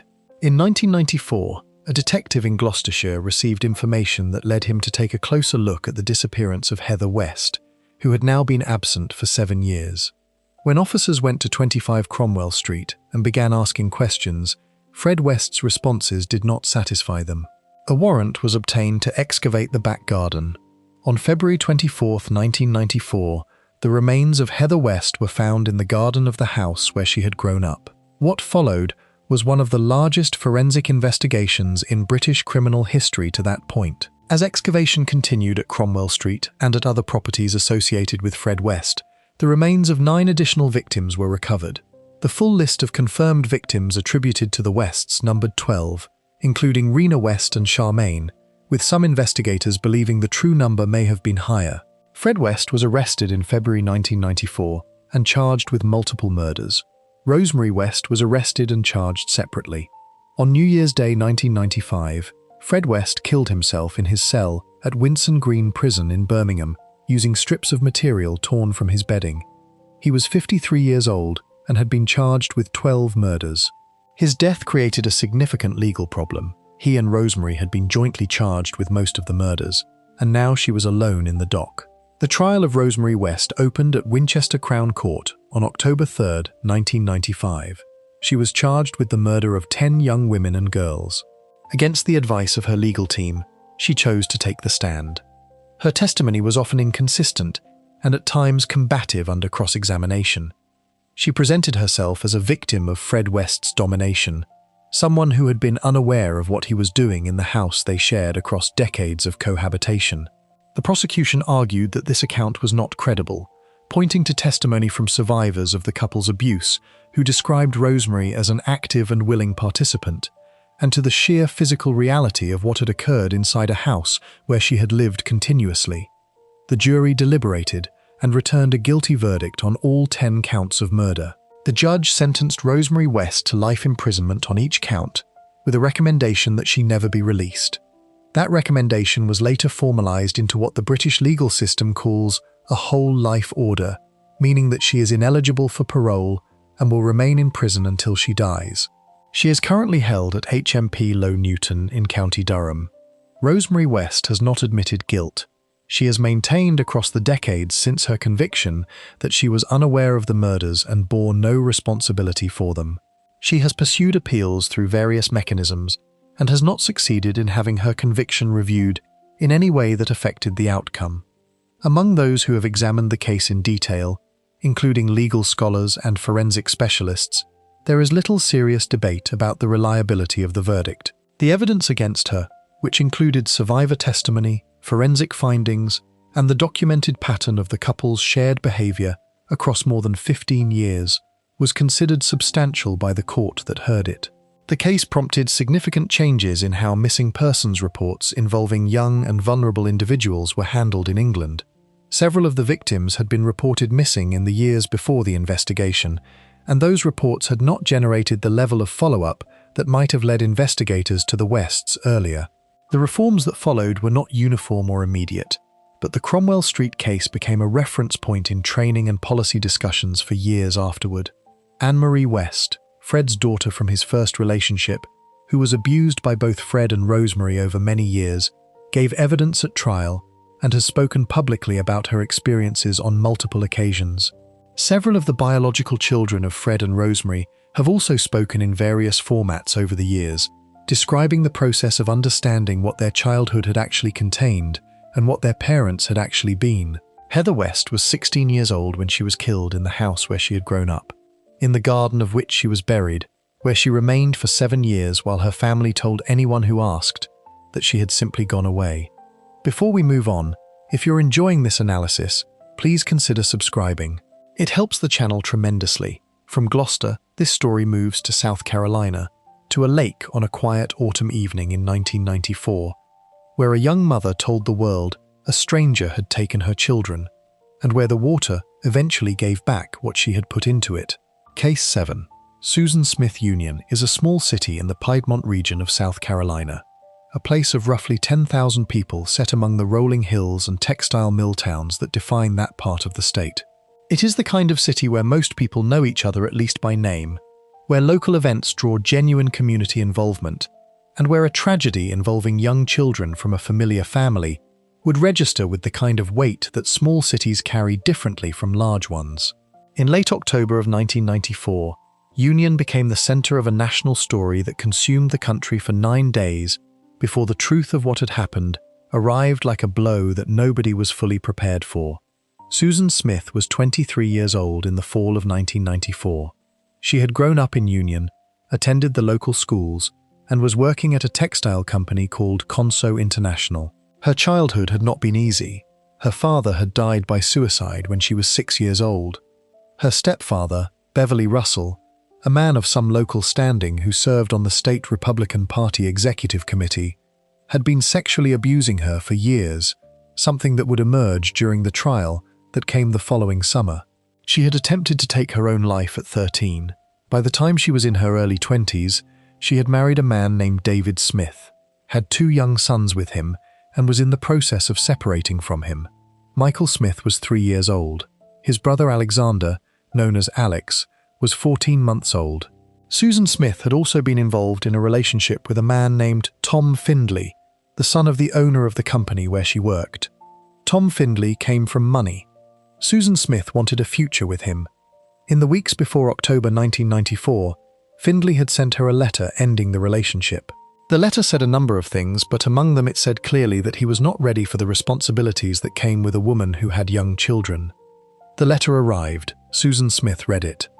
On the evening of October 25, 1994, Smith put Michael and Alex in the back seat of her 1990 Mazda Protégé, buckled them into their car seats, and drove to John D. Long Lake, a body of water about 9 miles outside Union, a place she would have known from living in the area. It was dark and quiet at the lake. She parked the car at the edge of a boat ramp that sloped down into the water. She got out of the car. She released the parking brake and allowed the car to roll forward, down the ramp and into the lake. Later, in statements to investigators, she described watching the car sink. Investigators who later recreated the scene established that it took approximately 6 minutes for the Mazda to fully submerge. Michael and Alex were in their car seats in the back when the water closed over the roof. Smith then walked to the nearest house, where she told the residents that a black man had carjacked her vehicle at a traffic light in Union, forced her out of the car, and driven away with her children still inside. She described the man in specific terms. She said he was wearing a dark knit cap, what she called a toboggan hat, and a dark jacket. She said she had been unable to stop him. Police were called. Within hours, the case was on local news. Within a day or two, it was national. Smith made television appearances pleading for the return of her children. She sat alongside her estranged husband David, and together they faced cameras and asked that Michael and Alex be brought home safely. She cried. She said the words that parents in that position say. She said that as a mother, it was her natural instinct to protect her children, that not knowing where they were was the hardest thing she had ever faced. The investigation that ran parallel to the public search was moving in a different direction, almost from the beginning. Experienced investigators noted a number of things that did not align with Smith's account. Carjackers, as a general matter, want the vehicle. They do not typically keep children in the back seat when they can simply leave them on the roadside. The traffic light where Smith said the carjacking occurred was set on a timer that would only show red if another vehicle was present at the cross street. Smith said there were no other cars. Investigators drove the intersection and found it impossible to replicate the scenario she described. The other detail was the fictional suspect. Smith's description of a black man in a knit hat was specific enough to generate investigative activity that pulled resources into the search for a person who did not exist. Black men in Union were stopped and questioned in the days that followed. The description circulated. A county sheriff named Howard Wells, who was leading the investigation, was aware of what the physical evidence at the scene suggested, but he also understood that he needed to proceed carefully and build toward a confession rather than an arrest that could unravel in court. On November 3, 1994, 9 days after Michael and Alex had disappeared, Wells sat down with Susan Smith for another interview. He told her that he knew what had happened. He told her that God was giving her the opportunity to tell the truth. The interview lasted a short time before Smith broke. She admitted that she had let the car roll into the lake with her sons inside. Divers located the car at John D. Long Lake that same day, in approximately 18 feet of water. Michael and Alex were still strapped in their car seats. The arrest of Susan Smith and the revelation that the missing children story had been a fabrication from the beginning produced a response across the country that was difficult to categorize. There was grief for the boys. There was fury at Smith herself. There was a particular anger directed at the racial framing of the false story, the deliberate description of a black suspect in a state with its own long history of the way such descriptions were used and what they generated. Sheriff Wells later said that Smith had exploited a racial trope that was centuries old and that the search for her fictional carjacker had caused real harm to real people before the truth came out. Smith was charged with 2 counts of first-degree murder. The trial opened in July 1995 in Union. The judge had followed the contemporaneous O.J. Simpson trial closely enough to be deeply skeptical of cameras in courtrooms, and the Smuth trial was not televised. The prosecution sought the death penalty. The lead prosecutor, Tommy Pope, argued that Smith had killed her sons deliberately and with premeditation, that the motive was her desire to build a new life with Tom Findlay, and that the children had stood in the way of what she wanted. Pope described her as someone who had chosen herself over her sons. The defense, led by attorneys David Bruck and Judy Clark, took a different approach. They argued that Smith was a deeply damaged person, the product of childhood loss, sexual abuse, and a mental health history that had never been adequately treated. They described the night of October 25th not as a calculated murder, but as a breakdown, a moment of crisis in which Smith had driven to the lake intending to end her own life along with her children, and had then, at the last second, left the car. The defense's theory was that she had not planned to be a survivor. The jury convicted her on both counts of first-degree murder after deliberating for approximately 2.5 hours. In the penalty phase, the same jury declined to sentence her to death. Several jurors later said they believed life imprisonment was, in its own way, a more fitting punishment, that it required Smith to live with what she had done, rather than being freed from it. Smith was sentenced to 2 concurrent life terms with the possibility of parole after 30 years. She was sent to the Leith Correctional Institution near Greenwood, South Carolina, where she has remained. The 30 years passed. In November 2024, Smith appeared before the South Carolina Board of Paroles and Pardons for her first parole hearing, attending by video link from prison. She wept as she addressed the board. She said she knew what she had done was horrible. She said God had forgiven her. She asked the board to show the same mercy. The board also heard from David Smith, the boy's father, who told them that 30 years was not enough, that it amounted to 15 years per child. He said Susan Smith had brought him to the edge of his own destruction with what she had done, and he asked the board to keep her in prison. The board voted unanimously to deny parole. She will next be eligible to apply in November 2026. Prison records from across the 3 decades between Smith's conviction and her parole hearing documented a life that was significantly more complicated than simple confinement. She was found guilty in an internal disciplinary hearing of having sexual contact with prison staff, a finding that came to light through the state's open records laws when journalists obtained her communications. Records showed she had exchanged messages with journalists, documentary producers, and various men who contacted her from outside. Some of these men proposed relationships. Some offered homes and futures. She navigated multiple contacts simultaneously, apparently unaware that her communications could be accessed by the public. The revelation of these exchanges drew considerable attention in the years before her parole hearing, with the former lead prosecutor Tommy Pope telling reporters that Smith had always been focused on herself, and that the prison record confirmed nothing had changed. David Smith has since rebuilt his life, remarried, and has 2 more children. He has spoken about the ongoing work of carrying the loss of Michael and Alex, while also living forward. He has opposed Susan Smith's release consistently, and has said he will continue to do so at every future hearing. Michael Smith was 3 years old. Alex Smith was 14 months. They were strapped into their car seats on the evening of October 25, 1994, and they were still in those seats when the divers found the car at the bottom of John D. Long Lake 9 days later.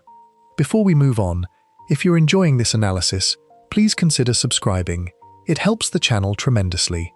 From South Carolina, the story moves north to Washington, D.C., to a row house in the southeast of the city where 4 daughters spent their final months invisible to every system that should have found them.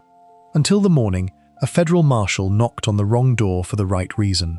Case 8. Bonita Jax. Federal marshals Kevin Ruark and Nicholas Garrett arrived at a row house in the 4200 block of 6th Street Southeast in Washington, D.C., on the morning of January 9, 2008, to serve an eviction notice. The woman who came to the door was wearing a white t-shirt with brown smudge marks that investigators later identified as dried blood. She tried to prevent them from entering. When they made their way up the dark staircase, they could see into the first bedroom. The smell had been apparent from the moment they walked inside. What they found in the 2 upstairs bedrooms were the bodies of 4 girls, dressed in clean clothing and arranged in their beds, who had been there for approximately 6 months. Bonita Jax was 32 years old in January 2008. She had 4 daughters. Brittany Jax was 16. Tatiana Jax was 11. Nakia Fogel was 6. Aja Fogel was 5. The 4 girls had different fathers.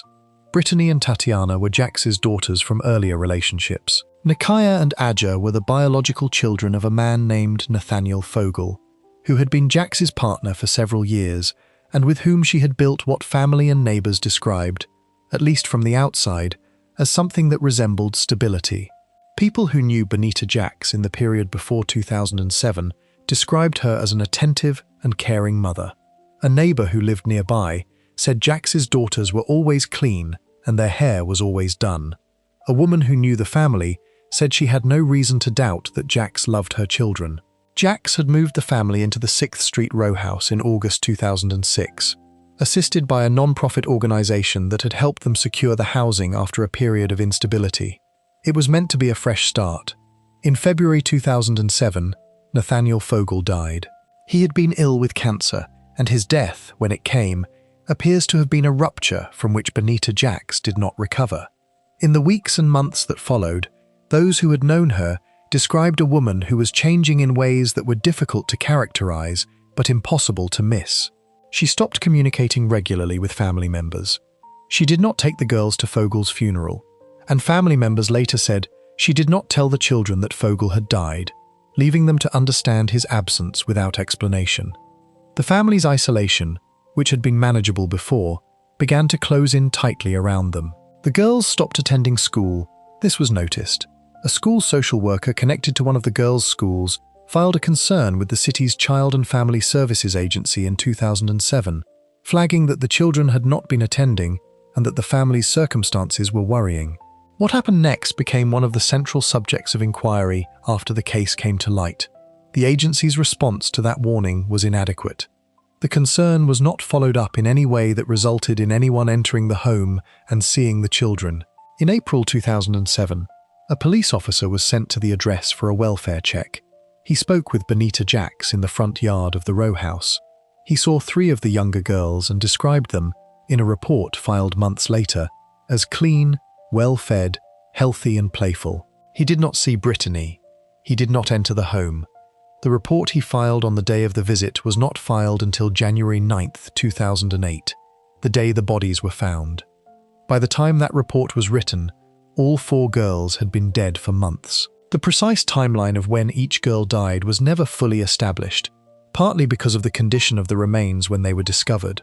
Medical examiners and forensic specialists who later examined the evidence concluded that the girls had almost certainly died at some point during the summer of 2007, possibly as early as June or July. This meant that their bodies had been in the house for approximately 6 months before anyone found them. What life looked like inside that house in the period between Fogel's death and the girls' deaths was not comprehensively documented, because Jax did not testify and the girls who might have described it were gone. What the prosecution pieced together from physical evidence, from the accounts of relatives and neighbors, and from statements Jax herself had made during police questioning after her arrest, was a picture of increasing isolation and control. The girls had been effectively imprisoned in the home.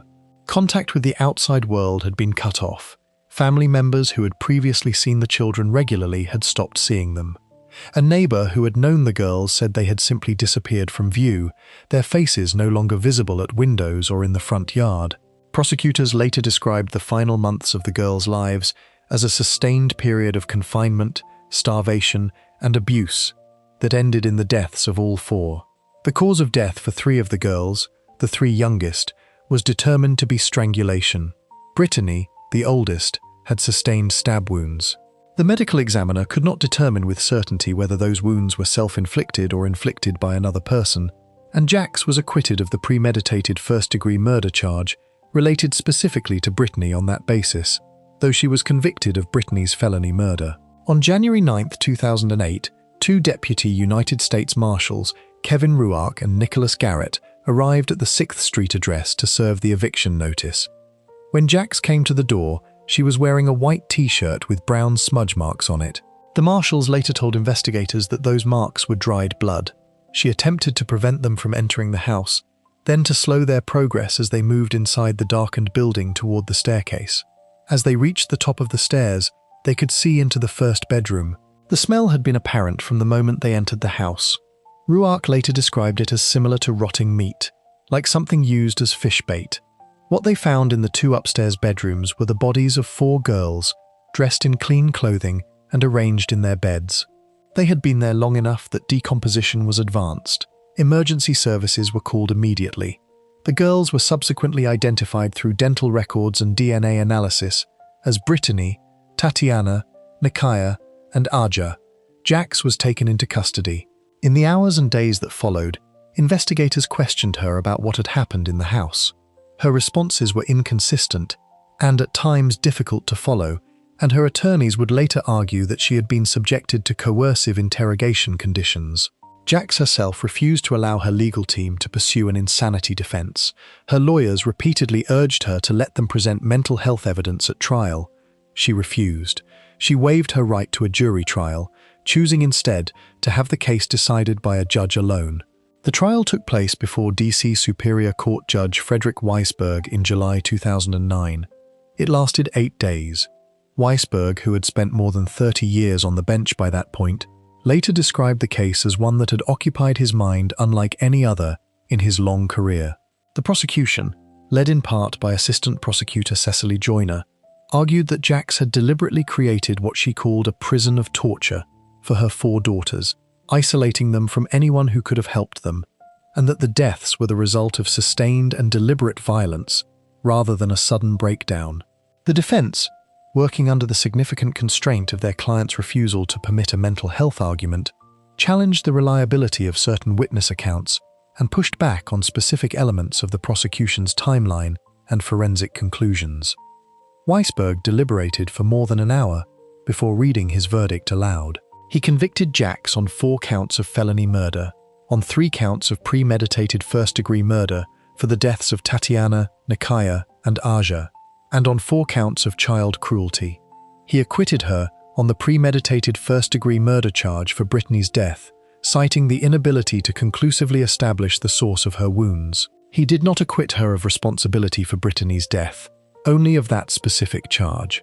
At sentencing in December 2009, the courtroom heard from the prosecution at length about the lives of the 4 girls.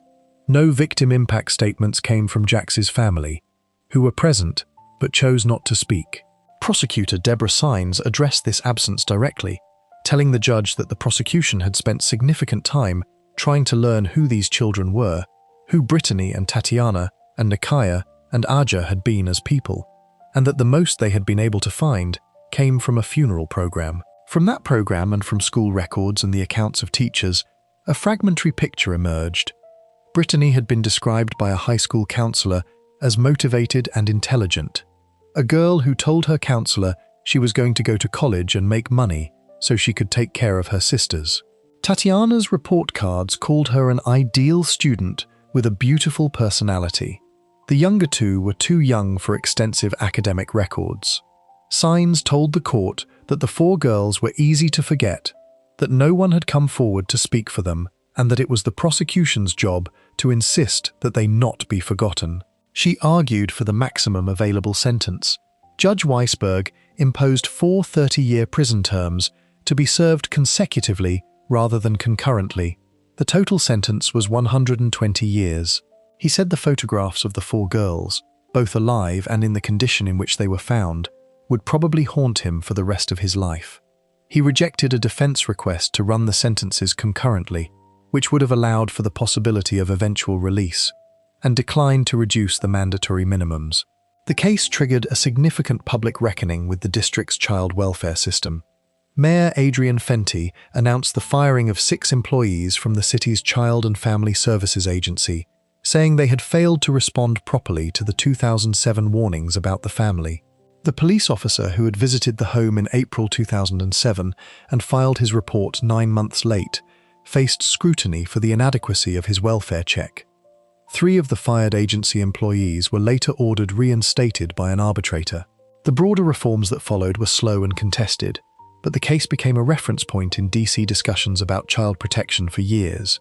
The question of what Benita Jacks was thinking, what was happening inside the house across those months in 2007, was never answered in court in any comprehensive way. She did not testify. She did not permit a mental health defense. She sat through the trial and the sentencing largely silent, described by observers as occasionally frowning or shaking her head as the evidence was presented, but not visibly breaking down. She had family in the courtroom who loved her and who struggled publicly with the disconnect between the woman they knew and what the evidence described. Her attorneys expressed their own frustration after the fact at having been prevented from presenting the mental health evidence they believed was relevant. What the physical evidence established and what the judge accepted was that 4 girls had spent the last months of their lives confined in a house from which no help came, that the people and systems that existed to protect them had not protected them, and that their mother had been at the center of everything that happened to them. Brittany Jacks would have been 17 years old at the time the bodies were found. Tatiana was 11. Nikaya and Aja were 6 and 5. They had last been seen in the neighborhood months before January 2008. By the time anyone went looking for them in any serious way, it was too late by half a year. Benita Jacks is serving her sentence in a DC correctional facility. She will not be released. Before we move on, if you're enjoying this analysis, please consider subscribing. It helps the channel tremendously. From Washington, D.C., this story moves to Bellefontaine, Ohio, a small city in the western part of the state, where a young mother killed her sons one by one over 13 months before investigators finally had enough evidence to understand what had been happening inside that apartment. Case 9. Brittany Pilkington. 3 times across 13 months, Joseph Pilkington came home from his second shift job to find one of his sons not breathing. The first time, in July 2014, 3-month-old Niall was declared dead, and the cause was listed as sudden infant death syndrome. The second time, in April 2015, 4-year-old Gavin was found unresponsive, and the cause could not be so easily explained. The third time, in August 2015, 3-month-old Noah had been home with his mother for less than a week, following a court order that returned him from protective custody. Each time, Brittany Pilkington was the only adult who had been present. Brittany Pilkington was 23 years old in August 2015. She had grown up in circumstances that her defense attorneys would later describe at length, a childhood shaped by poverty, instability, and a relationship with the man who would become her husband that had begun when she was 9 years old. Joseph Pilkington was 20 years her senior. He had been her mother's boyfriend before he became involved with Brittany, moving into the household when she was a young child and remaining a fixture of her life through her adolescence. In 2009, when Brittany was 17 years old, Joseph Pilkington fathered her first child. They married in 2010. In 2016, Joseph Pilkington pleaded guilty to a misdemeanor charge of sexual imposition related to his conduct with Brittany before their marriage. He was required to register as a sex offender. By the summer of 2014, Brittany and Joseph Pilkington had 4 children, a daughter and 3 sons named Niall, Gavin, and Noah. Joseph worked second shift, arriving home late each evening after Brittany had been alone with the children through the day and into the night. By multiple accounts, the dynamic between the couple was deeply unequal. Brittany's defense attorneys described her as someone who had never developed the psychological tools that a healthy childhood produces, who had been shaped from an early age by a man who dominated and isolated her, and whose sense of herself was almost entirely constructed around Joseph's attention and approval. The attention, she later told investigators, was not equally distributed. Joseph paid attention to his sons. He focused on the boys in ways that Brittany experienced as exclusion, as evidence that she and her daughter were secondary in the household, that the sons commanded something from Joseph that she and her daughter could not access. Whether this perception accurately reflected Joseph's actual behavior, or whether it was a distortion produced by her own psychological state, was not fully resolved in the legal proceedings. What was documented was that Brittany Pilkington came to a conclusion about what the presence of her sons meant for her standing in the household, and that she acted on it. In July 2014, 3-month-old Niall Pilkington died. Joseph returned home from work to find the baby unresponsive. Emergency services were called. Niall was pronounced dead. The cause was listed as sudden infant death syndrome. SIDS is a recognized cause of infant death, particularly in very young babies, and in 2014, there was no immediate reason for investigators to treat Niall's death as anything other than a devastating natural tragedy. The family received condolences. The case was processed and closed. In April 2015, 4-year-old Gavin Pilkington died. Joseph again came home from work to find a child unresponsive. Emergency services were called. Gavin was pronounced dead. This time, the cause could not be as easily attributed to a condition associated with very young infants. Gavin was 4 years old, well past the age range typically associated with SIDS. Investigators from the Logan County Sheriff's Office opened a more active inquiry.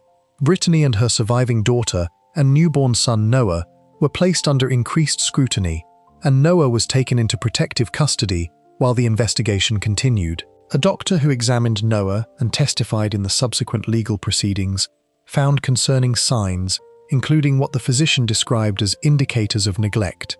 But without conclusive evidence of deliberate harm, and with a legal standard that required more than suspicion, a judge ultimately returned Noah to his mother's care in early August 2015. The decision was made less than a week before Noah died. On August 18, 2015, Joseph Pilkington came home from work to find his 3-month-old son Noah unresponsive. Emergency services responded.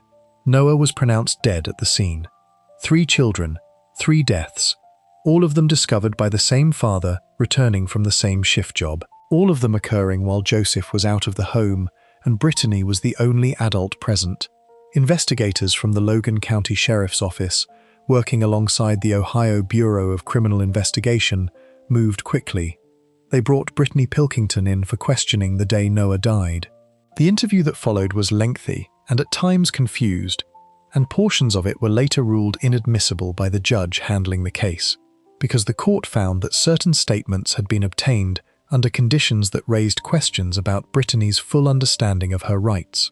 But what emerged from the portions of the interview that were retained and from a recorded confession that investigators had captured was Brittany Pilkington describing what she had done to her sons. She had smothered them. She used their own blankets, pressing the material over their faces until they stopped moving. She described doing this to Niall, to Gavin, and to Noah, each separately, each at a point when she and the child were alone in the apartment. She said she had killed the boys because her husband paid more attention to them than he paid to her and their daughter. She said she had not wanted to see them suffer. The second part of that statement was internally inconsistent with the first, and prosecutors would later point to this inconsistency as evidence of the deliberate nature of what she had done. A person acting to end suffering does not choose victims based on whose existence is inconvenient to them. The case that followed was legally complex in ways that added years to its resolution. The portion of Brittany Pilkington's confession relating to Niall's death was challenged and partially suppressed, given the circumstances of the interrogation. This changed the charge structure for that death from murder to involuntary manslaughter, reducing the legal weight of that specific count. For Gavin and Noah, the murder charges stood. Defense attorneys worked the case for 4 years, while Pilkington sat in the Logan County Jail awaiting trial. During that period, they assembled a picture of her background that was, by any measure, bleak. A brain scan performed by the defense identified what they described as evidence of brain damage, attributed to lead poisoning Brittany had experienced as an infant. The damage, they argued, had produced developmental delays, impaired judgment, and a compromised ability to fully understand the consequences of her own actions or to regulate her emotional responses. Her tested IQ, under the conditions of the defense assessment, was recorded at 78, a figure the defense characterized as indicative of a level of cognitive functioning that undermined the case for treating her as a fully culpable adult in the conventional sense. A separate earlier assessment had placed her IQ at 94, a discrepancy that reflected the difficulty of assessing someone whose history was this compromised. The state's own experts, in reviewing the evidence, reached a conclusion that created an unusual dynamic in the case. They determined that Brittany Pilkington did not meet the criteria for the death penalty. This finding, which came from experts commissioned by the prosecution, effectively removed the most severe sentencing option from the table before the case went to trial. Prosecutors subsequently reached a plea agreement with Pilkington, who in November 2019 entered guilty pleas to 2 counts of murder for the deaths of Gavin and Noah, and 1 count of involuntary manslaughter for Niall's death. The sentencing hearing took place in Bellefontaine on November 19, 2019. Brittany Pilkington had been in jail for more than 4 years by that point. She wept throughout the proceedings. Her defense attorney, Court Gattadam, addressed the court at length, describing his client's history and arguing that the combination of lead poisoning, developmental delays, cognitive limitations, and years of abuse at the hands of a man who had entered her life when she was 9 years old had produced someone who was, in his words, irreparably damaged, someone who was safer in prison than she would have been in the world outside it. He said her brain was broken, and that while this did not excuse what she had done, it explained something about how a person arrives at such a point. The prosecution did not dispute the background. They did not need to. The facts of what had happened to 3 children were sufficient. A statement was read on behalf of the surviving daughter, who was being raised by extended family members and who had been present in the household across the period when all 3 of her brothers died. A family member who had taken on the girl's care described the child's ongoing relationship with the memory of her brothers, describing how the little girl talked to herself sometimes and said her brothers were always with her. The statement was brief and without elaboration, because some things cannot be expanded upon without losing what makes them true. Logan County Prosecutor Eric Stewart addressed the court and said he had tried to think about what Gavin, Noah, and Niall would have wanted him to say, and found that he could not imagine it. He spoke about what had been taken from these children and from everyone who might have known them. Ohio Attorney General Dave Yost issued a statement saying that a guilty plea could not undo what Brittany Pilkington had done, and that she did not deserve to be called a mother. The language was deliberately sharp. Judge Mark O'Connor sentenced Brittany Pilkington to 15 years to life on each of the 2 murder counts, to be served consecutively, and an additional 7 years for the involuntary manslaughter charge. The total structure of the sentence meant that she would not be eligible to be considered for parole until she had served 37 years. She was 27 years old at sentencing. She will not be considered for parole until she is in her early 60s, assuming she lives that long. The case left behind a set of procedural questions that were examined in Logan County and more broadly in Ohio. The decision to return Noah to his mother's care in August 2015, made by a judge who was operating on the evidence available at the time, was one that investigators and child welfare professionals later reviewed carefully. The legal standard for removing a child from parental custody is a high one, and in the absence of conclusive forensic evidence linking Gavin's death to deliberate harm, the judge who authorized Noah's return was working within those constraints. Whether those constraints were appropriately calibrated given what was known about the family's history was a question that did not have a clean answer, and that the case brought into sharper focus without resolving. Joseph Pilkington was not a suspect in the deaths of the 3 boys. He had a documented alibi for each death, the consistent fact of his presence at work during the hours when each child died. He cooperated with investigators. He pleaded guilty in 2016 to the misdemeanor charge related to his earlier conduct with Brittany and was registered as a sex offender. Beyond that, the legal system's engagement with him was limited. His own accounting of the household dynamic, of the years he spent with a woman he had effectively shaped since her childhood, and of the children who died in the apartment he shared with her, was never fully aired in any public proceeding. Brittany Pilkington is serving her sentence at the Ohio Reformatory for Women in Marysville. She was 27 years old when she was sentenced. Niall was 3 months old when he died. Gavin was 4 years old. Noah was 3 months old, having survived in his mother's care for less than a week after a court returned him to her. Before we move on, if you're enjoying this analysis, please consider subscribing. It helps the channel tremendously.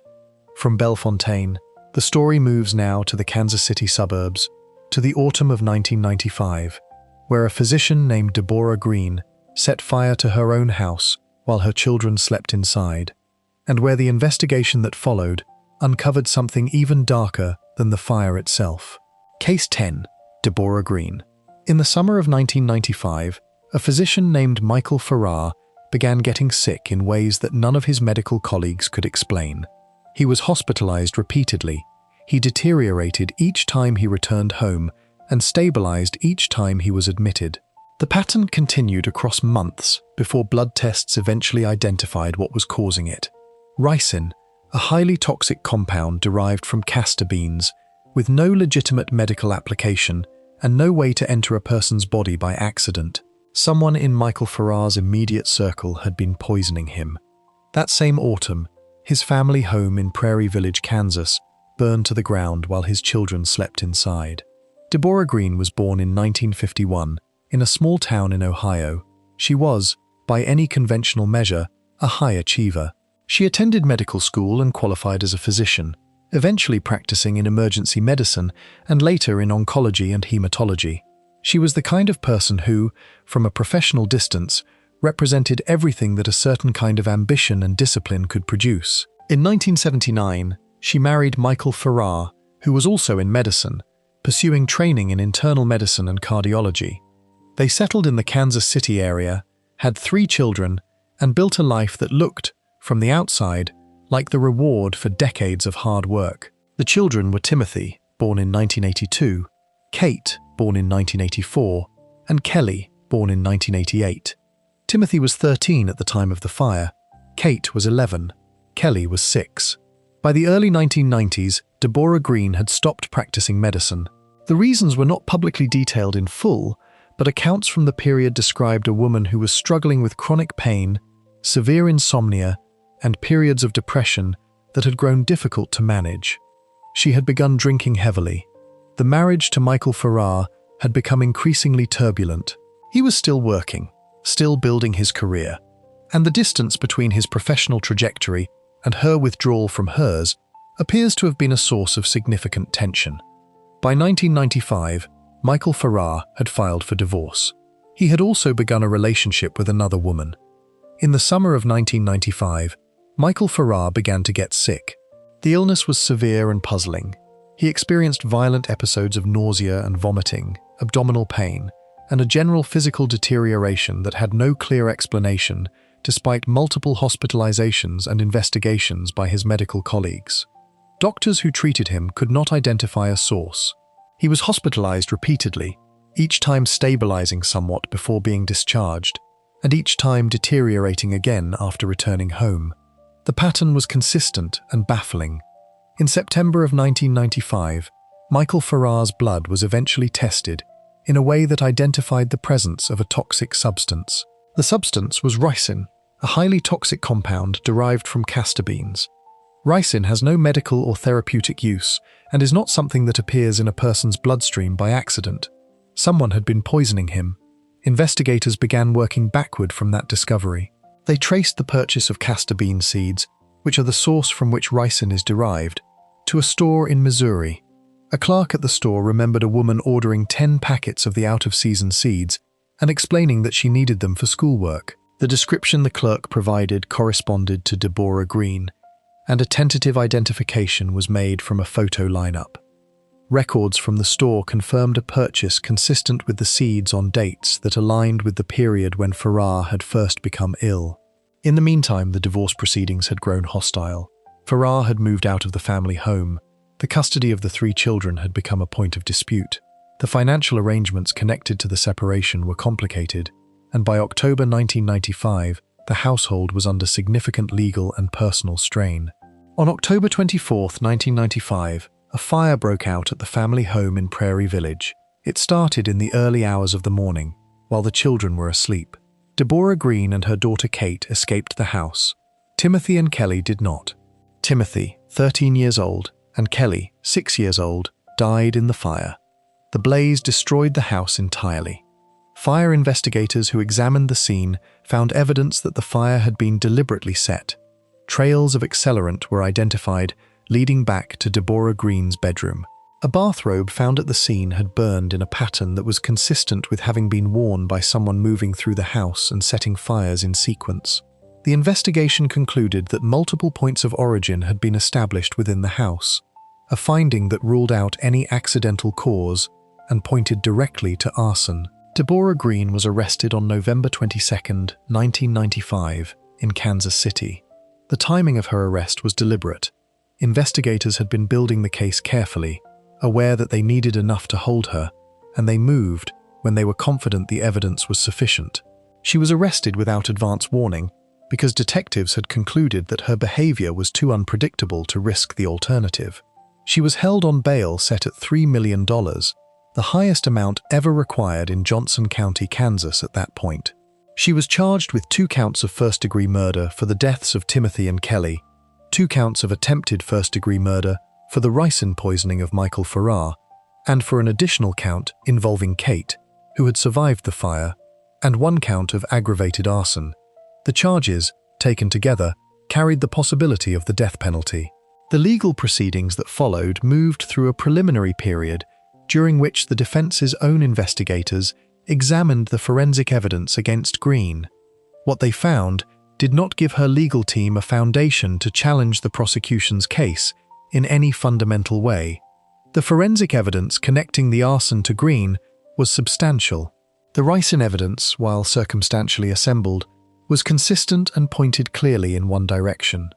When the defense's own review confirmed the strength of what the prosecution had gathered, Green's attorneys recommended that she accept a plea arrangement rather than proceed to trial. In April 1996, Deborah Green entered what is called an Alford plea to all charges. An Alford plea is a specific legal mechanism in which a defendant does not admit guilt, but acknowledges that the prosecution possesses sufficient evidence that a jury would likely convict. It allowed Green to accept the legal consequences of the charges without making a formal confession. The prosecution accepted the plea. On May 30, 1996, she was sentenced to 2 concurrent 40-year prison terms. The sentences were structured so that she would not be eligible for release until November 2035, at which point she would be 84 years old. The practical effect of the sentence was that she would almost certainly remain in prison for the rest of her natural life, even if she were eventually released on the earliest possible date. The motive that the prosecution advanced, and that the surrounding circumstances strongly supported, was a combination of elements that had been building across the months before the fire. Michael Farrar had filed for divorce. He had begun a new relationship. The poisoning of Farrar appeared to have begun shortly after his decision to end the marriage, and the timing suggested that Green had been attempting to kill him in a way that would look natural, a heart attack or unexplained organ failure brought on by a toxin that most emergency physicians would not think to test for. When the poisoning failed to kill him and the divorce continued, the fire became the alternative. The prosecution also advanced a secondary dimension to the motive, noting that the deaths of the children would have affected the financial settlement of the divorce and eliminated part of what Farrar stood to gain from the dissolution of the marriage. Whether this was a primary driver or a secondary consideration was not definitively established, and the Alford plea meant that Green never addressed the question directly in any legal proceeding. Michael Farrar survived the poisoning, though the damage to his health from repeated ricin exposure was significant. He required surgery in November 1995 to address an aneurysm that his doctors attributed to the prolonged toxic exposure. He eventually recovered and rebuilt his life. He remarried. He has spoken about the case in various contexts over the years, including in written accounts and in interviews connected to the significant media coverage the case attracted, particularly in the Kansas City region where it had occurred. Kate, the daughter who escaped the fire, was 11 years old when her siblings died. She was placed in the care of her father after her mother's arrest. What it means to grow up knowing that your mother set the fire that killed your brother and sister and had been poisoning your father is not something that translates easily into the kind of language that fits into a legal document or a news report. Kate has not sought public attention in connection with the case. Deborah Green has attempted twice since her conviction to have the proceedings reopened. Her first attempt, which she eventually withdrew, was based on a claim that the psychiatric medications she had been taking at the time of her hearings had rendered her incompetent to enter the plea. Her second attempt, which was denied by a judge, argued that advances in forensic science had rendered the arson evidence used against her obsolete, a claim that the court did not accept. Neither attempt came close to changing the outcome.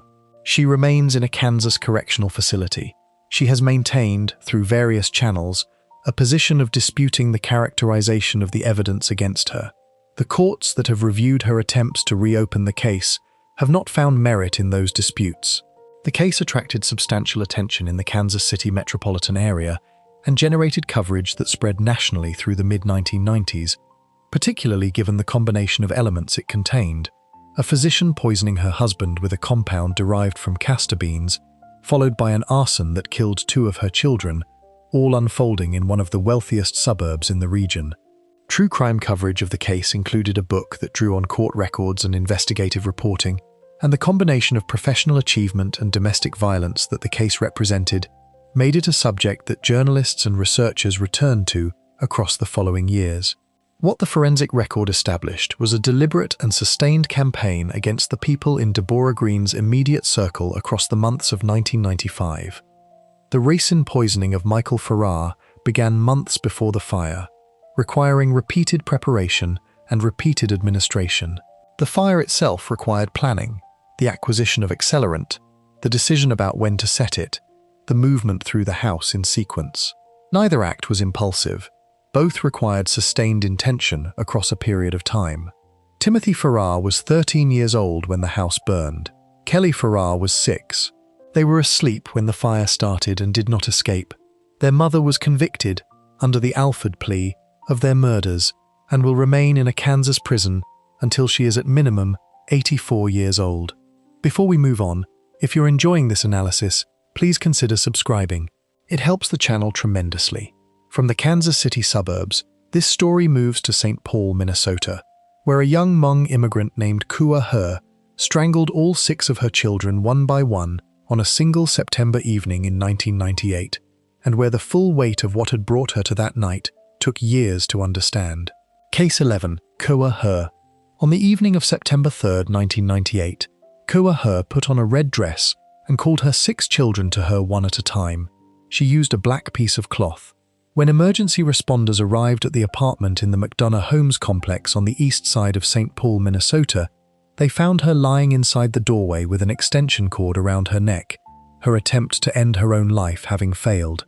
All 6 of her children, the oldest 11 and the youngest 5, were dead throughout the apartment. She had called 911 herself. Kua He was born on December 31, 1973, in Laos. Her early years were shaped by the chaos that consumed the region in the aftermath of the war. By the time she was 12 years old, she had been living in the Ban Vinai refugee camp in Thailand, a place where tens of thousands of Hmong refugees existed in conditions of profound deprivation and uncertainty. She was raped in the camp. She was also married in the camp, married at 12 to a man named Tu Kong, in a union that was arranged according to cultural customs that bore no relationship to anything that the American legal or social system would recognize as appropriate for a child of her age.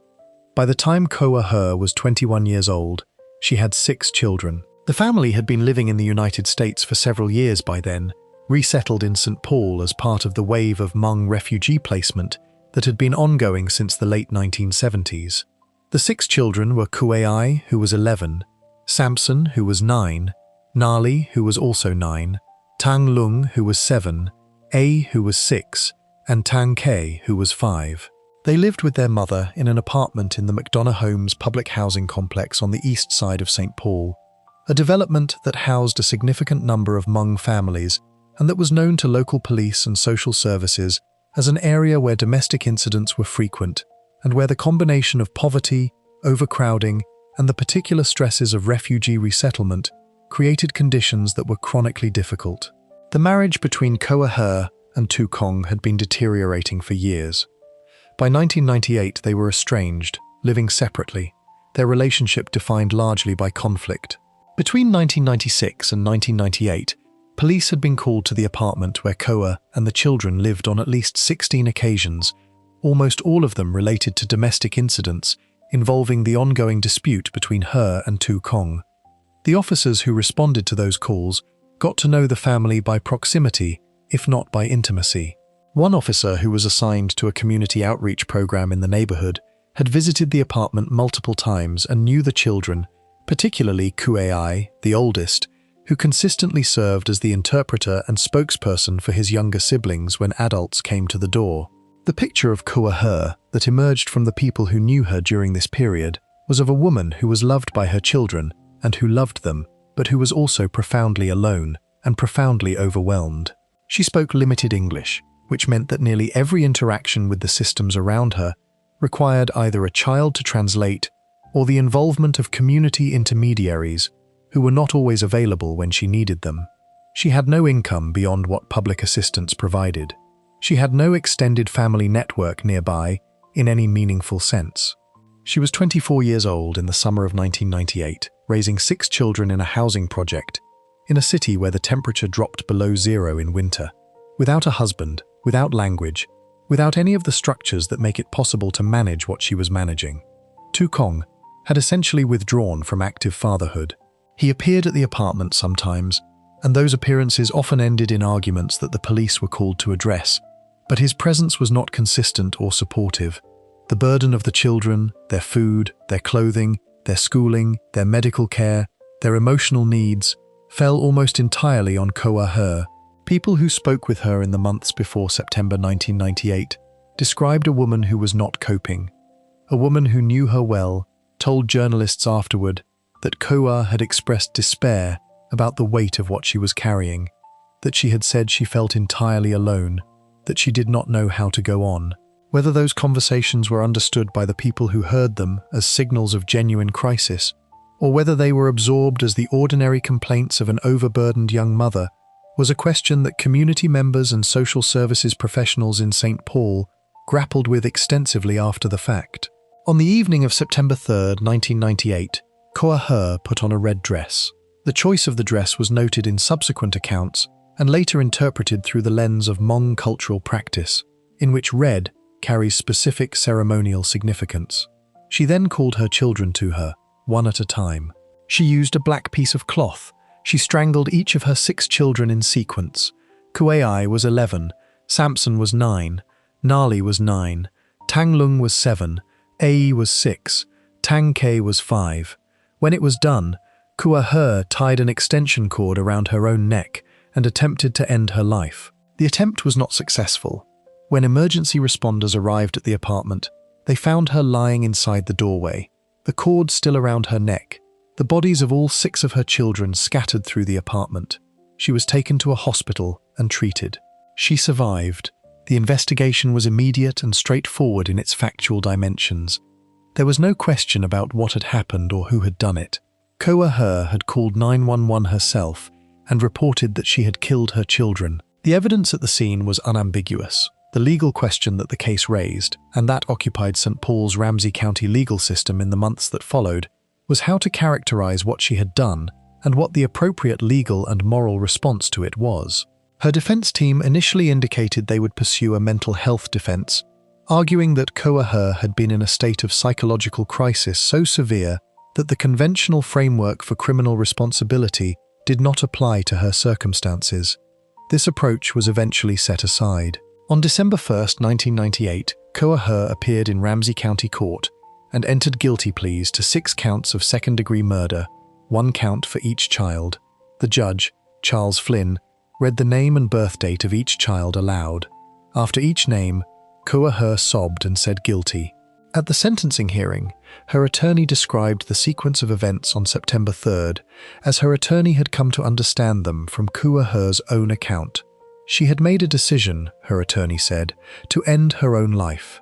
She had been at a point of such complete psychological collapse that she had concluded she could not continue. But once she had made that decision, she had faced what her attorney described as the unbearable question of what would happen to her children after she was gone.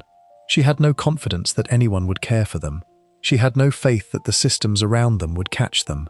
What she did, in the logic of her crisis, was what she believed was the only way to ensure that her children would not be left to suffer without her. The forensic and psychiatric evaluations that were conducted in the period between her arrest and her guilty plea documented a woman who had been living at the extreme edge of what a person can sustain. The combination of factors in her life, the childhood rape, the early marriage, the years in a refugee camp, the isolation of resettlement, the marital breakdown, the poverty, the language barrier, the complete absence of any adequate support structure, had produced a psychological state that experts described as consistent with severe depression and post-traumatic stress. Whether this met any formal clinical threshold for a legal defense that would have reduced or eliminated her criminal liability was not tested in court, given the guilty pleas. Judge Flynn sentenced Kua Her to 50 years in prison, with the possibility of parole after 33 years.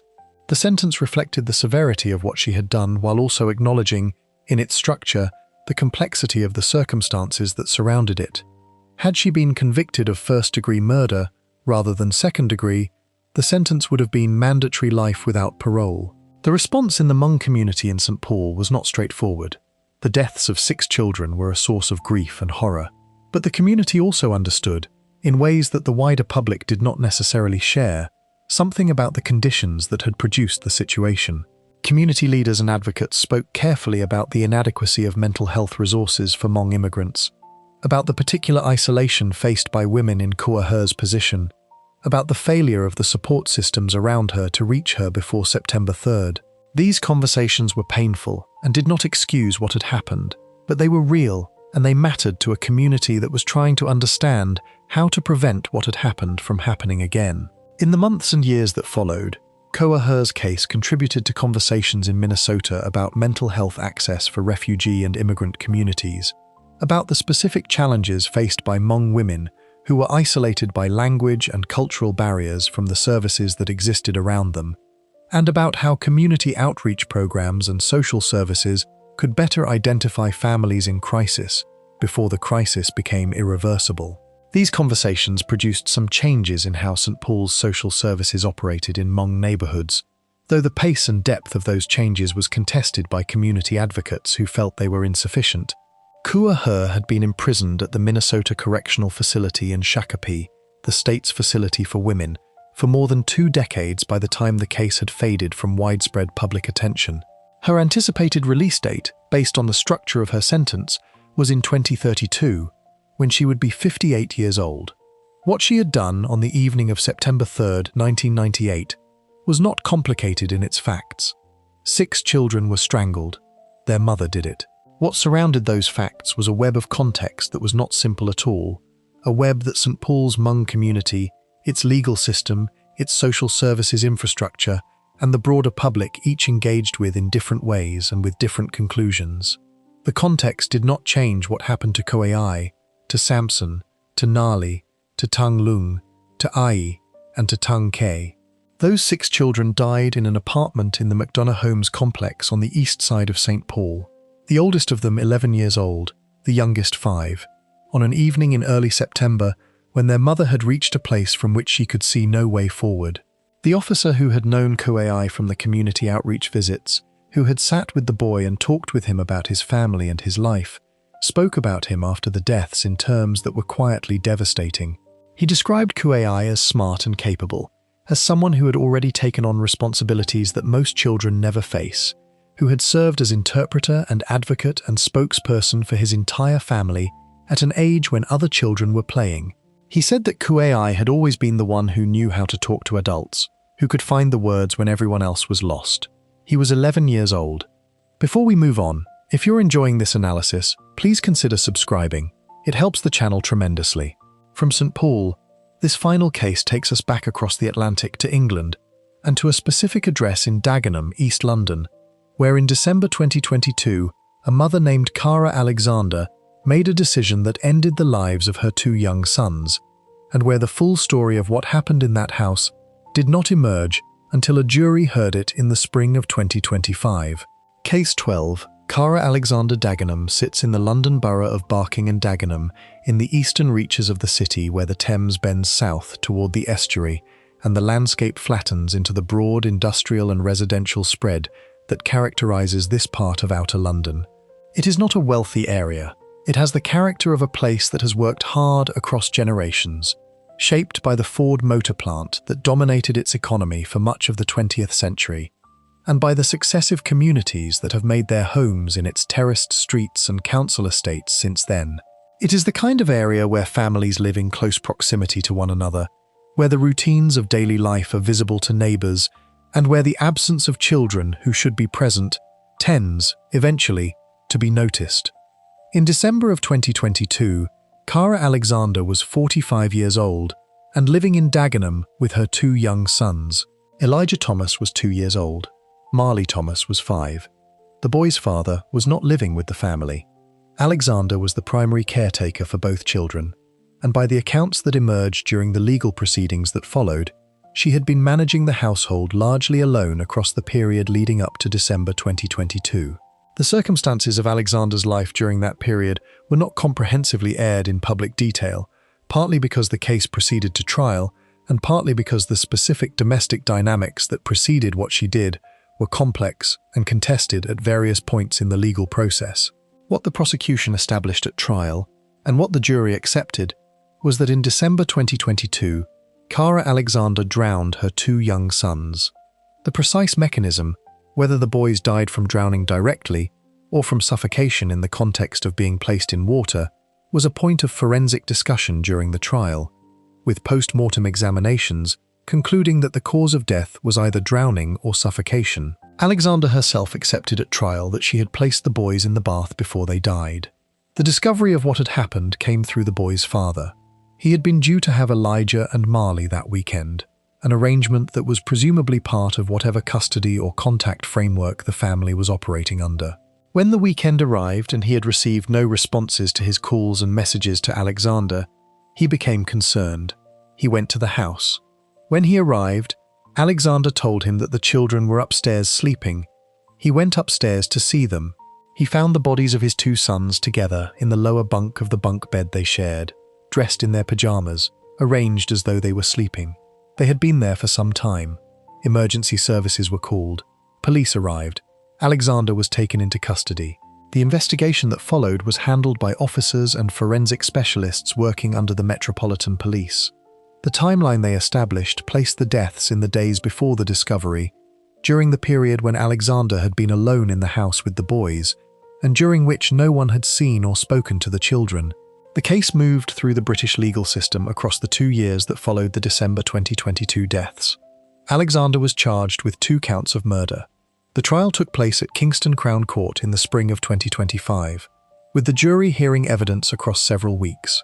The prosecution presented the forensic evidence of how the boys had died, the timeline of the discovery, and the circumstances of what Alexander had done after the deaths, including the fact that she had told the boys' father they were sleeping upstairs when she knew they were dead. Alexander's position at trial was not a straightforward denial. She accepted that she had placed the boys in the bath. She did not accept that she had deliberately killed them, and the precise legal framing of her intent and her actions was the central dispute the jury had to resolve. The prosecution argued that the evidence of what had happened to Elijah and Marley, 2 small children found dressed in pajamas in their shared bed after having been placed in a bath, pointed clearly to deliberate killing. The jury agreed. On April 11, 2025, Cara Alexander was convicted of 2 counts of murder. She was sentenced to life imprisonment, with a minimum term of 24 years before she could be considered for parole. She was 47 years old at sentencing. Under the minimum term structure, she would be at least 71 years old before a parole board would consider whether she was suitable for release. The case attracted significant attention within the context of British child welfare discussions, partly because of the ages of the victims, and partly because of the manner in which they were found. 2 young children, dressed for bed, placed together in the lower bunk of their shared bed after they had died, presented a particular kind of picture that was difficult for those who encountered it to process. Officers who attended the scene and professionals who worked on the case described the discovery in terms that made clear it was not something that left them quickly. The boy's father, who had gone to the house that day because his calls had gone unanswered, who had been told by Alexander that his sons were sleeping upstairs, and who had then found them as he found them, was at the center of the human cost of the case, in ways that the formal legal process could document but not fully capture. His decision to go to the house when the calls went unanswered, his insistence on going upstairs to see the children despite what their mother told him, was the act that brought what had happened into the light. Elijah Thomas was 2 years old. Marley Thomas was 5. The Kara Alexander case sits at the end of a sequence of 12 cases that span 5 decades, 3 continents, and every variation of circumstance that surrounds this category of crime. What connects them is not geography or background or motive. The women in these cases came from different countries, different economic circumstances, different educational backgrounds, different family histories. Some of them had documented histories of mental illness. Some had no such history. Some planned what they did across weeks. Some appear to have acted in a shorter and more compressed period of crisis. Some maintained their innocence across decades of imprisonment. Some admitted what they had done almost immediately. What the cases share is the fact of the sentence and what the sentence represents. Life imprisonment, or its functional equivalent, is the point at which a legal system determines that the harm done is severe enough and the risk of future harm significant enough that the ordinary mechanisms of rehabilitation and release are not appropriate. It is the most serious response available in most jurisdictions short of the death penalty, and in several of these cases the death penalty was a possibility that was ultimately not imposed. The sentences represent a collective judgment about what these 12 women did and about the lives that were ended or permanently altered by what they did. Across all 12 cases, the victims were overwhelmingly children. The youngest was 3 months old. The oldest, in the West case, was a teenager. Several of the cases involved children who were too young to speak, too young to leave, too young to call for help, entirely dependent on the person who harmed them. The children in these cases had no mechanism for protection beyond the systems that existed around them and the decency of the person responsible for their care. In each case, one of those two things failed. The cases also share something else, which is the gap between appearance and reality. In almost every one of these 12 situations, there were people in the orbit of the family, neighbors, school officials, relatives, medical professionals, community members, who did not see what was happening or who saw fragments of it without assembling them into a complete picture. Mary Beth Tinning attended grief groups after each of her children died and was surrounded by community sympathy. Teresa Knorr's household went uninvestigated for years while her children were being harmed inside it. Benita Jax's daughters stopped attending school without triggering any follow-up that reached the house. Kua Her's distress was visible to people around her but not acted on before the night of September 3rd. The distance between what was happening and what was understood to be happening in case after case is one of the most consistent features of this type of crime and one of the most difficult things about it. What changed in each case, eventually, was that someone looked closely enough, or something happened that could not be concealed, or a piece of evidence emerged that redirected an investigation that had been looking elsewhere. A surviving child testified. A federal marshal came to serve eviction papers. A father's phone calls went unanswered. A forensic pathologist found no evidence of the genetic disorder that had supposedly killed 9 children. A diary described an obsession with a man who did not want children. The sentences that followed each discovery were the legal system's attempt to respond proportionately to what it found. Whether any sentence is proportionate to the death of a child is a question that sits beyond the reach of any courtroom, and the families of the victims in each of these cases carry that question without any clean answer. What the sentences represent is not resolution but accountability, the formal acknowledgement by a legal process that what these 12 women did was among the most serious harms that human beings inflict on one another, and that the consequences would be permanent. Elijah Thomas was 2 years old. Marley Thomas was 5. Seth Kehoe was 2. Jaylyn Candelario had not yet reached her 2nd birthday. Cheryl Downs was 7. Tammy Lynn Tinning was barely 4 months into her life. Heather West was 16. Michael Smith was 3. and his brother Alex had just passed his first birthday. Timothy Farrar was 13. Kelly Farrar was 6. The 6 children of Kua Her ranged from 5 to 11 years old. The 4 daughters of Benita Jacks were 5, 6, 11, and 16. Niall and Noah Pilkington were each 3 months old. Their brother Gavin was 4. Susan Knorr was 17. Sheila Knorr was 19. Their names belong in the record alongside the names of the women who were sentenced for what happened to them. The sentences are the point at which the legal system drew a line. The names are what the line was drawn for. If you enjoyed this breakdown, make sure to subscribe. Thanks for watching, and I'll see you in the next one.